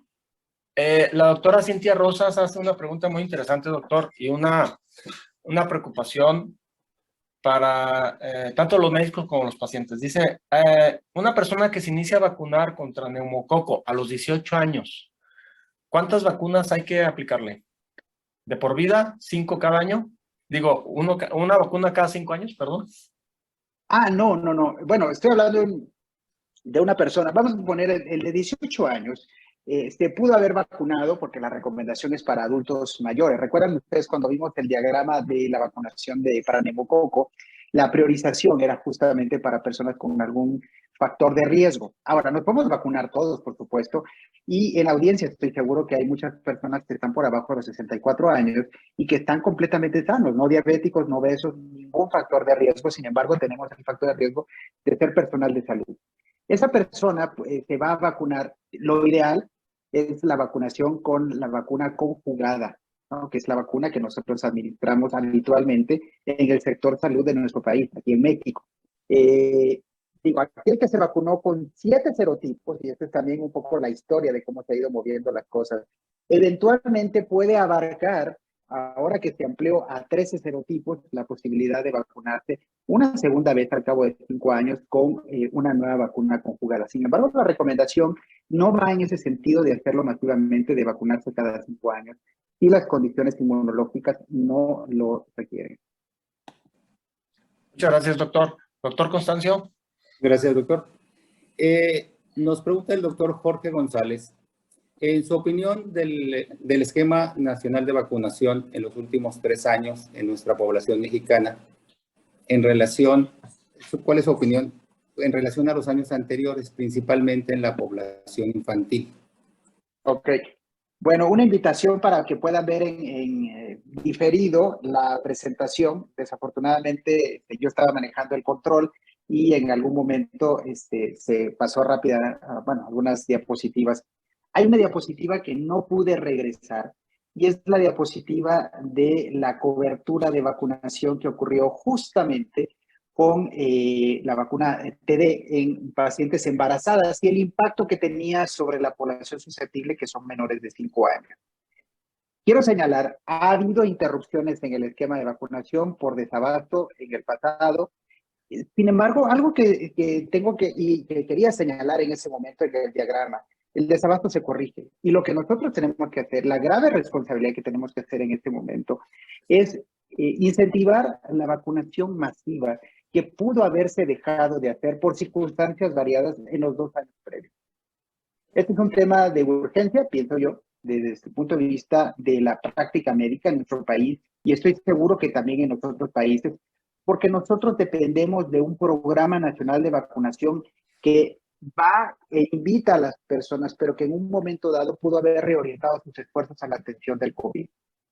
Desconozco en este momento, pese a que lo busqué activamente, cuánto mermó la cobertura de vacunación en términos reales, y hay que decirlo así, o sea, hay una presunción de que sí disminuyó de forma considerable. Sin embargo, yo no me atrevo a dar alguna cifra en este momento. Sí sabemos que pudo haber habido un retraso y un rezago en esto, y me queda muy claro porque la campaña de vacunación para influenza se disminuyó drásticamente en aquellos que no éramos personal de salud. Sin embargo, algo que yo quiero resaltar en este momento, aun cuando esto lo vamos a ver en el ENSANUD en próximas fechas, que seguramente habrá uno, que es más o menos cada 6 años, el que venía siendo hecho en 2006, 2012, 2018, y estoy seguro que muy probablemente salga en el 2024, no podemos esperar y tenemos que concientizar a la población. Número 1, lo que ustedes vieron en pantalla, tener cartilla de vacunación. Si no hay cartilla de vacunación, estamos condenados a, es que me pusieron una vacuna de tal color, de tal tamaño, de tal circunstancia, que se veía así, que se veía así. Nosotros necesitamos tener un registro que pueda ser fiable para poder registrar todo eso en toda la población. Nosotros lo vimos ahí. Una de las áreas de oportunidad que tenemos en nuestro país y sobre todo en la población adulta es que nosotros no tenemos un registro confiable. Parte de lo que ocurrió entre el año 2012-2018 en el SANUD, cuando se hace un comentario al respecto precisamente para la vacunación, se habla que probablemente los grupos poblacionales analizados no fueron semejantes. Recuerden ustedes que el grupo poblacional puede variar, que unos se hicieron en el estado de Guanajuato, otros se hicieron en el estado de Morelos. Entonces, puede estar traduciendo escenarios completamente diferentes. Ni todo lo de una encuesta fue totalmente cierto, ni todo lo de la segunda encuesta también lo fue. Un punto que yo quisiera señalar es que nosotros cambiemos la actitud que tenemos ante la vacunación. La población debe estar genuinamente preocupada por lo que representa la vacunación en términos de salud preventiva. Nosotros tenemos que conservar un registro. Y yo quisiera invitar, y algo que se me pasó durante la presentación, pero que ahorita lo voy a señalar en público, es la posibilidad que nosotros hagamos una encuesta de las estrategias de vacunación que nosotros mismos como personal de salud tenemos. La pregunta número uno, ¿tenemos nosotros un carnet que en los últimos 5 años tenga un registro confiable que pueda decir hemos sido vacunados para 1, para 2, para 3, qué dosis, qué fechas? Y si levantáramos la mano en una votación, probablemente nos sobrarían espacios. Y este es un tema muy importante porque nosotros tenemos que cambiar esa historia, número uno. Número dos, también tenemos que actuar como grupo colectivo, como un colectivo para transformar la realidad de lo que pudo haber ocurrido en términos de la vacunación en los últimos años. Y es correcto y es cierta la aseveración que dejamos de vacunar con efectividad en los últimos años. Nosotros debemos de solicitar ser parte de ese esfuerzo para llenar esas brechas que probablemente hayan quedado en los dos últimos años y medio. Y vuelvo a reiterar, yo creo que es verdaderamente el reto que tenemos que enfrentar en los próximos años, ¿no? Estamos envejeciendo, nuestro país envejece a pasos acelerados, ya superamos 11.5% de población por arriba de 65 años. Estos que no se vacunaron oportunamente nos van a llegar sin vacunación en cierto número de años, en un periodo de tiempo no tan lejano. Y es por eso muy importante que nosotros trabajemos desde este momento en políticas adecuadas. No es necesariamente que la gente piense que estamos obligando a la gente a vacunarse, pero sí tenemos que ser muy responsables al momento de generar esas propuestas. Gracias, doctor. Doctor Buenrostro. Gracias, doctor. Doctor Jorge, pues sigan las felicitaciones para su persona. El tema demasiado importante y obviamente hay muchísimas preguntas. La pregunta obligada. Estamos cursando ya la bajada, esperemos que ya permanezca abajo, desaparezca, del COVID. Las vacunas están con seguridad, tolerancia y eficiencia.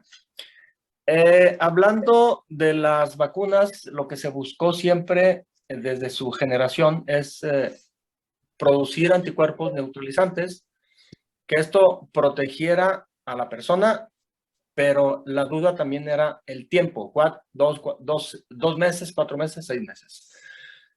¿Qué hay? Eso sabíamos al inicio. Ahora, ¿cómo está todo, doctor? ¿Cada cuándo hay que vacunar? ¿Los anticuerpos neutralizantes son útiles tomarlos a nivel experimental? ¿Algunas otras citocinas? ¿Algo más? Hablando del COVID. Ok. Bueno, esa es una pregunta muy importante. Déjenme decirles que yo estuve en medio de una polémica en el año 2020. Y hay un programa que fue grabado. ¿Cuándo sucedió? Recordarán ustedes que un caso de mielitis transversa, estaban los ensayos en fase 2, me parece, de la vacuna de Pfizer, de ARN mensajero, y un caso de mielitis transversa, un solo caso. Sin embargo, vino todo un cuestionamiento, que si era una vacuna segura, que si iba a ocasionar problemas, y yo les dije algo llamando a la reflexión de lo que representaba la vacuna. O sea, en ese momento no había ninguna opción, estábamos buscando si la hidroxicloroquina, estábamos buscando si los esteroides, estábamos buscando cualquier opción. Y no habíamos pasado ni siquiera el repunte de octubre, noviembre, diciembre y enero del año 2020-2021, que verdaderamente causó un impacto masivo en nuestro Sistema Nacional de Salud. Estamos en septiembre y yo les dije, a ver, hay que recordar la historia de la vacunación en la humanidad en los últimos 80 años, que son las estrategias que nosotros conocemos. Es una pequeña fracción de tiempo. No podemos, bajo los términos que conocemos de la estrategia de vacunación, saber si esta vacuna va a prevenir la enfermedad. Y eso fue el primer punto controversial. El decir, no sabemos si va a prevenir la enfermedad, no la previno. No quiero decir que he sido mal agorero, o sea, diciendo estas cosas, pero otra vez, no sabíamos ni siquiera mucho de la propia enfermedad, mucho menos de cómo la podríamos prevenir. Las estrategias que nosotros sabemos hoy en día, como el uso del cubrebocas, que ahorita está siendo cuestionado en aquellos contextos de enfermedad respiratoria, o si lo debemos ocupar todo el tiempo con todas las personas, todavía no han sido muy claros. Sin embargo, han sido casi tan efectivos como la propia vacunación en términos de prevención. Ahora, es muy diferente en términos de lo que representa enfermedad grave. Hay una diferencia marcada entre lo que fue octubre, noviembre, diciembre de 2020, enero, febrero de 2021 y lo que ocurrió un año después con un número mayor de casos, con una variante diferente, a la cual nosotros, pese a vacuna y pese a enfermedad previa, nos volvimos a exponer. Sin embargo, la capacidad de desarrollar enfermedad grave se redujo sustancialmente, hasta 10 veces. Entonces, la posibilidad de evitar enfermedad grave, eso yo creo que no está más allá de la discusión porque ha sido demostrada prácticamente con todos los tipos de vacunas. Y yo quisiera señalar un tema muy importante, sobre todo porque no sabemos hacia dónde se va a mover Sin embargo, quienes tengan la oportunidad de ver las noticias acerca de temas de salud en otros países, particularmente Estados Unidos, a mediados de octubre vendrá la nueva vacuna producida por Pfizer, la cual combinará estructura de la anterior variante del virus, no sé si será Delta o Alfa, que fueron las más comunes, de 2020 a 2021 y durante el 2021, que fueron las que causaron más mortalidad en este país, y estará combinada con Omicron. Esto es un tema muy importante porque también tendrá seguramente un impacto en los términos de lo que representará la enfermedad en los meses siguientes. Yo creo que la estrategia, y este es un tema que me atrevo a señalar en este momento, 2 años después de aquella declaración controversial, me atrevo a decir que nos vamos a quedar con un tipo de vacuna que seguramente va a ser mejorada conforme pase el tiempo en términos de lo que nosotros estamos buscando. La seguridad de la vacuna creo que se ha demostrado a corto y a mediano plazo. Las complicaciones que derivan de ellas han sido mínimas y el impacto en términos de la reducción de enfermedad grave yo creo que es incuestionable. Sin embargo, también tenemos que saber que esta enfermedad probablemente va a permanecer un tiempo muy largo dentro de nuestra sociedad y no sabemos hacia dónde se vaya a mover. Probablemente como ha ocurrido con otras circunstancias epidémicas, como el año 2018, 2019, H1N1, después vino H3N2 en el año 57-58, después otra vez H1N1 en el 68-69 y después reapareció hasta el año 2009 en las cantidades que nosotros conocemos. Pasó mucho tiempo entre un periodo y otro y desconocemos si en algún momento SARS-CoV-2 va a atenuarse hasta volverse un cuadro gripal semejante a rinovirus, como lo predicen algunos virólogos, o volverá con nuevos bríos en una nueva variante parecida a la que ocurrió a Alfa o Delta en el año 2020-2021. Entonces, estaremos obligados a generar nuevas estrategias más seguras, más económicas. También el impacto que tiene económico es brutal. Digo, para el 90% de la población que somos todos nosotros, pues es brutal, tomando en cuenta que el costo de la vacuna es muy alto. Y si estamos sugiriendo que se vacune de forma repetida, pues hay que establecer un presupuesto para hacerlo de forma constante, probablemente anual, en los términos que nosotros conocemos, o bianual, como algunas personas también se han estado generando estos comentarios. Muchas gracias, doctor Jorge, por sus respuestas tan apropiadas y tan valiosas. Doctor Constancio. Por aquí 3 doctores nos hacen preguntas relacionadas al COVID, precisamente. Y, por ejemplo, el doctor Agustín Abelardo pregunta qué opina de la vacuna Abdala. Y el doctor Manuel Ríos, qué tan eficientes son las vacunas para el COVID en niños, ¿sí? Y son principalmente pues, cosas interesantes, ¿verdad? Ya nos explicaba muchas cosas del COVID, pero en esta sección de niños y estas vacunas combinadas de Moderna, ¿para cuándo llegarán y si llegarán igual que la de Pfizer? Bien, muy bien. Bueno, son 3 preguntas, no es una sola.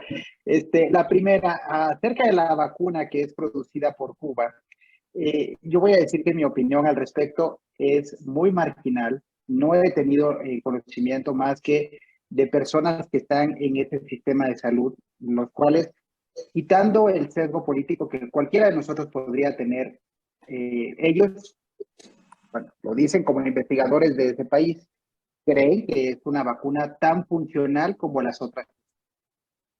Ahora, habría que tener en un ensayo abierto en otro lugar, con circunstancias similares, pues la recolección de datos y demostrar que en efecto pues funciona como ellos dicen que lo hacen.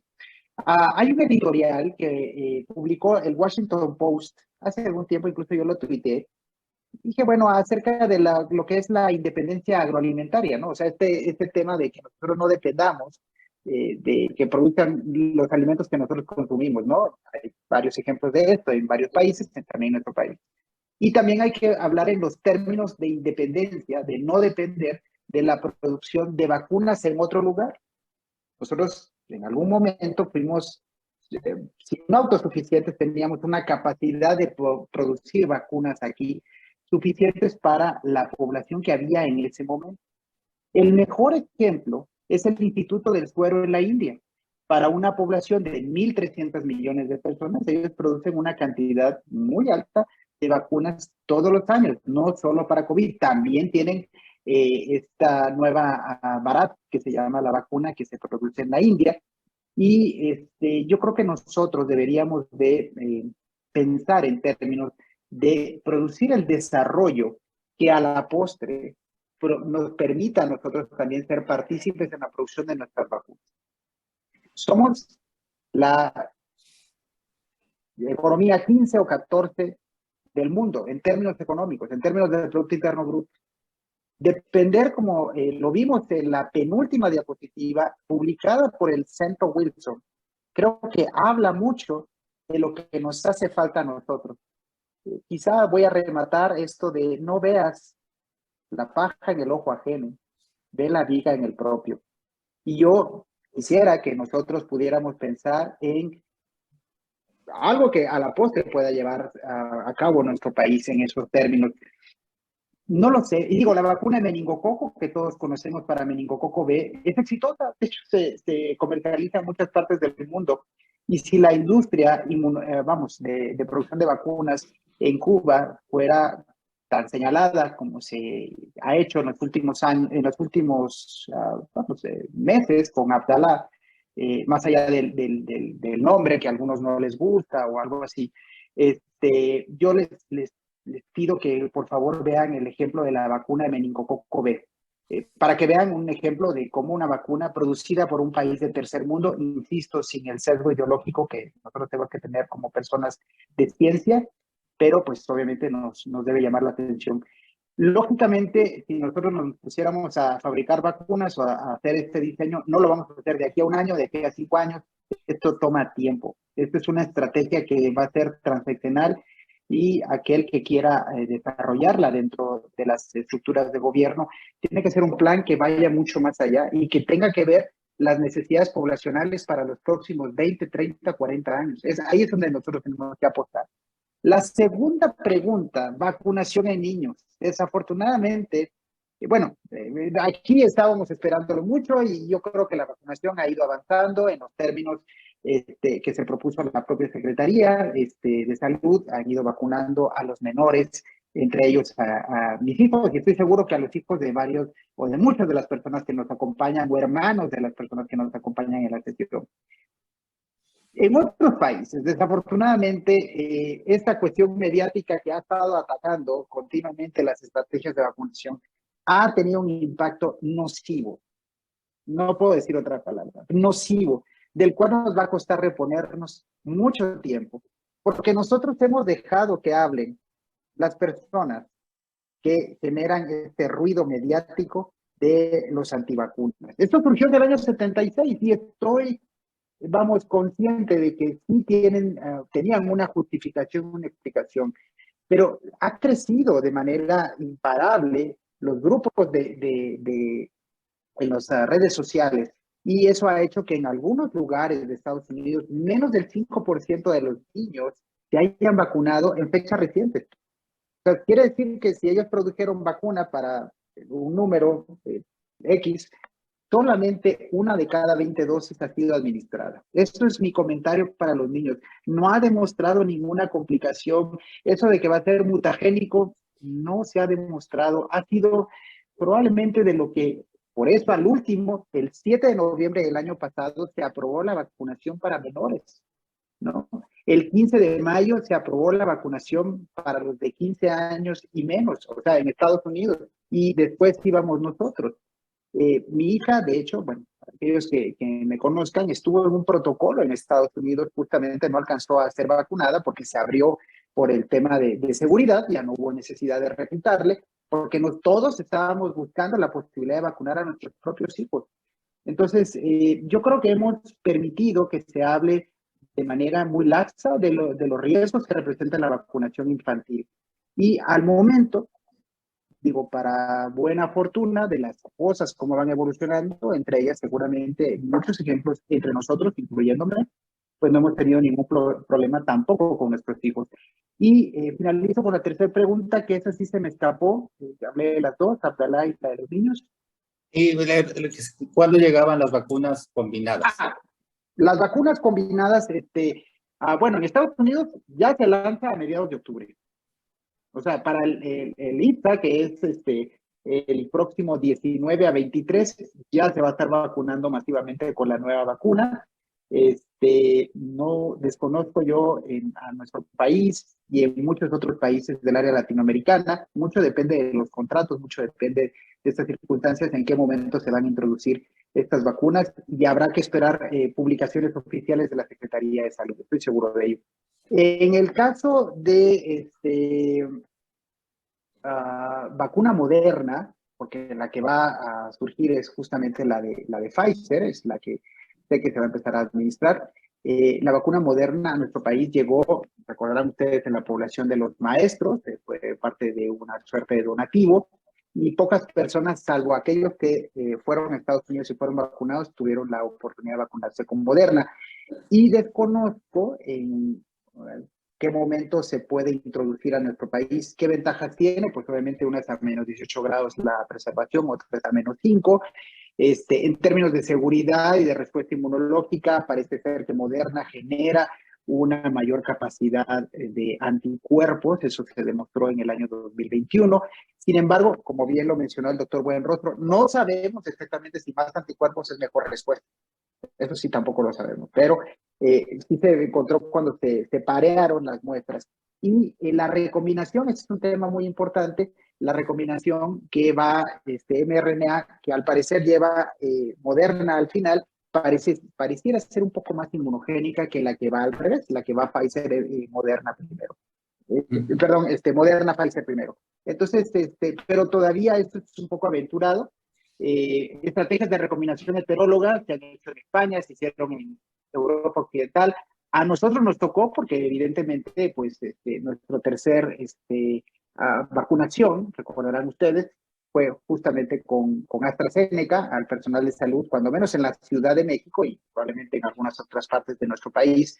Las primeras dos fueron de Pfizer y la siguiente, el refuerzo fue con AstraZeneca. Entonces tuvimos recombinación heteróloga, y aquellos que tuvimos o tuvieron la oportunidad de vacunarse, pues pudimos hacer alguna suerte de combinación también adrede por las posibilidades que estaban a nuestro alcance, pero eso no quiere decir que ocurra en toda la población. Muchas gracias, doctor. Doctor Buenrostro. Sí, muchas gracias. Doctor Jorge, siguen las felicitaciones para su persona. Y pues las vacunas, el tema de hoy, qué tema tan impresionante, tan trascendente, y sobre todo lo que va a venir, lo que vamos a ver en los meses y los años venideros.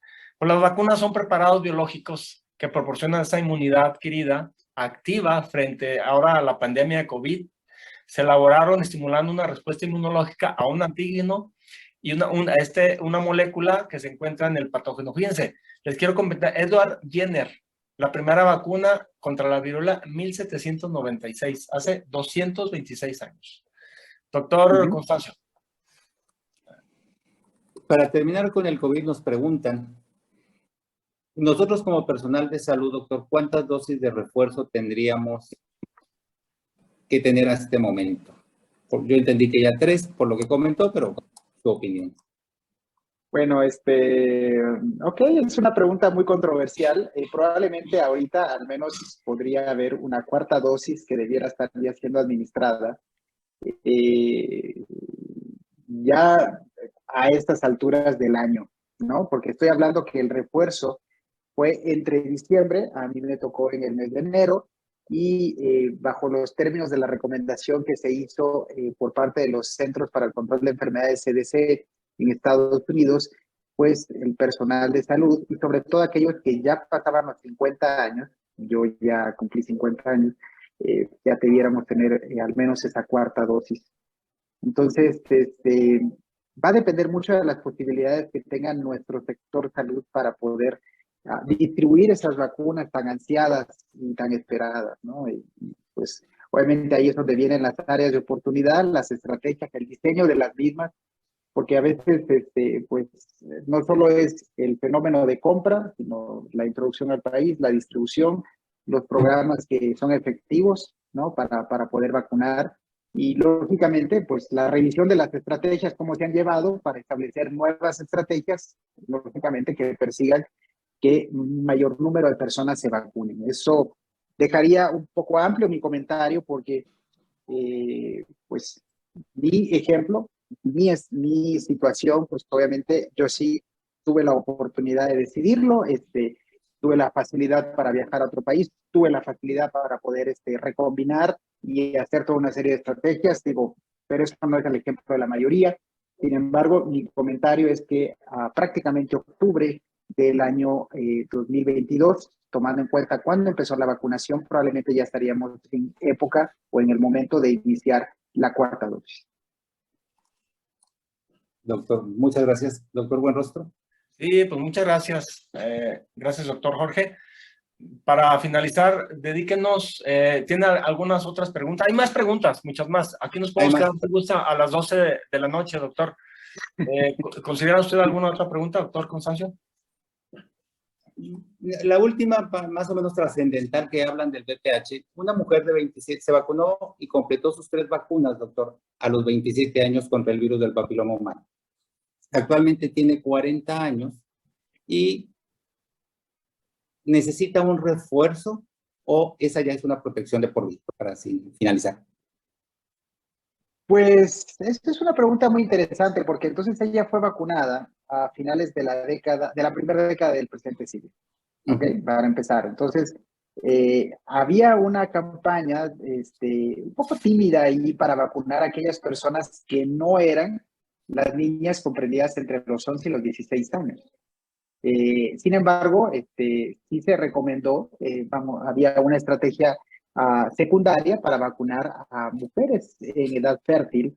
Y ahorita que está llegando a los 40 años, tomando en cuenta lo que hemos aprendido en el impacto sobre el cáncer cervicuterino y algunas otras complicaciones que pueden derivar, mi sugerencia sería, no sería necesario. Yo no lo vería necesario en estas circunstancias. Muchísimas gracias, doctor. Adelante, doctor Buenrostro. Pues muchas gracias, doctor Jorge. Finalmente, ¿con qué nos vamos esta noche? ¿Qué mensaje nos quiere ofrecer a usted a los médicos internistas de México, Latinoamérica? Bien, que nosotros somos, número uno, somos parte fundamental de la estrategia de vacunación. No nos podemos quedar fuera. No es un tema de pediatras, no es un tema de salud pública, no es un tema de ginecobstetras, no es un tema de médicos familiares, es un tema de medicina interna. ¿Por qué razón?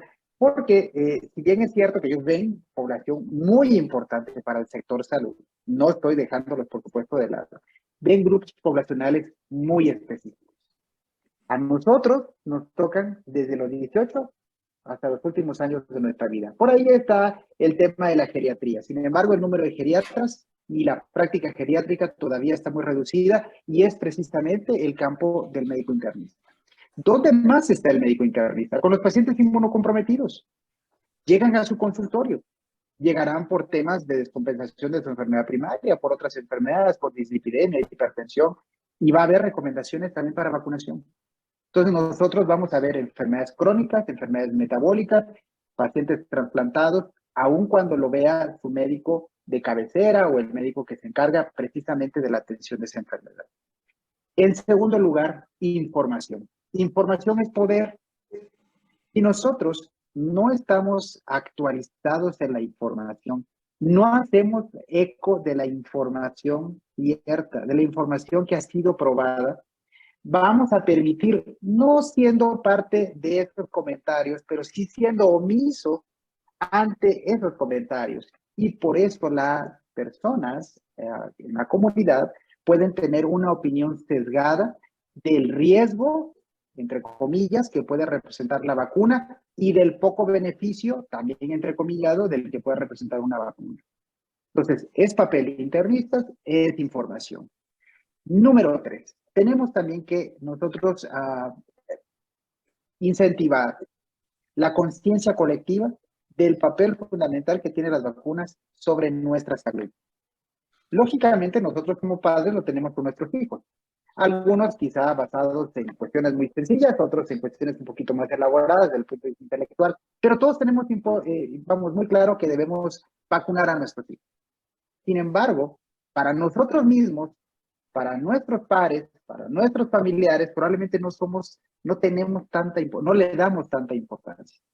Nosotros somos los replicadores, los magnificadores de esta importancia en la población. Yo pondría en esos tres la posibilidad de cambiar las cosas, de cambiarlas desde nuestro consultorio. En el año 1971, que fue el año que di por primera vez la primera bocanada de aire en esta tierra, el presidente Richard Nixon declaró lo siguiente. Él dijo que la guerra contra el cáncer iniciaba en el consultorio médico. Y eso, bueno, cuando menos un servidor lo tengo perfectamente grabado, porque él no hablaba de oncólogos, no hablaba de cirujanos oncólogos. Los oncólogos apenas se acababan de empezar a graduar. El primer oncólogo se graduó en 1964-65. Uno de ellos, mexicano, por cierto, que fue nuestro director en el Instituto Nacional de Cancerología. Entonces, no había muchos oncólogos. Los cirujanos oncólogos eran relativamente pocos.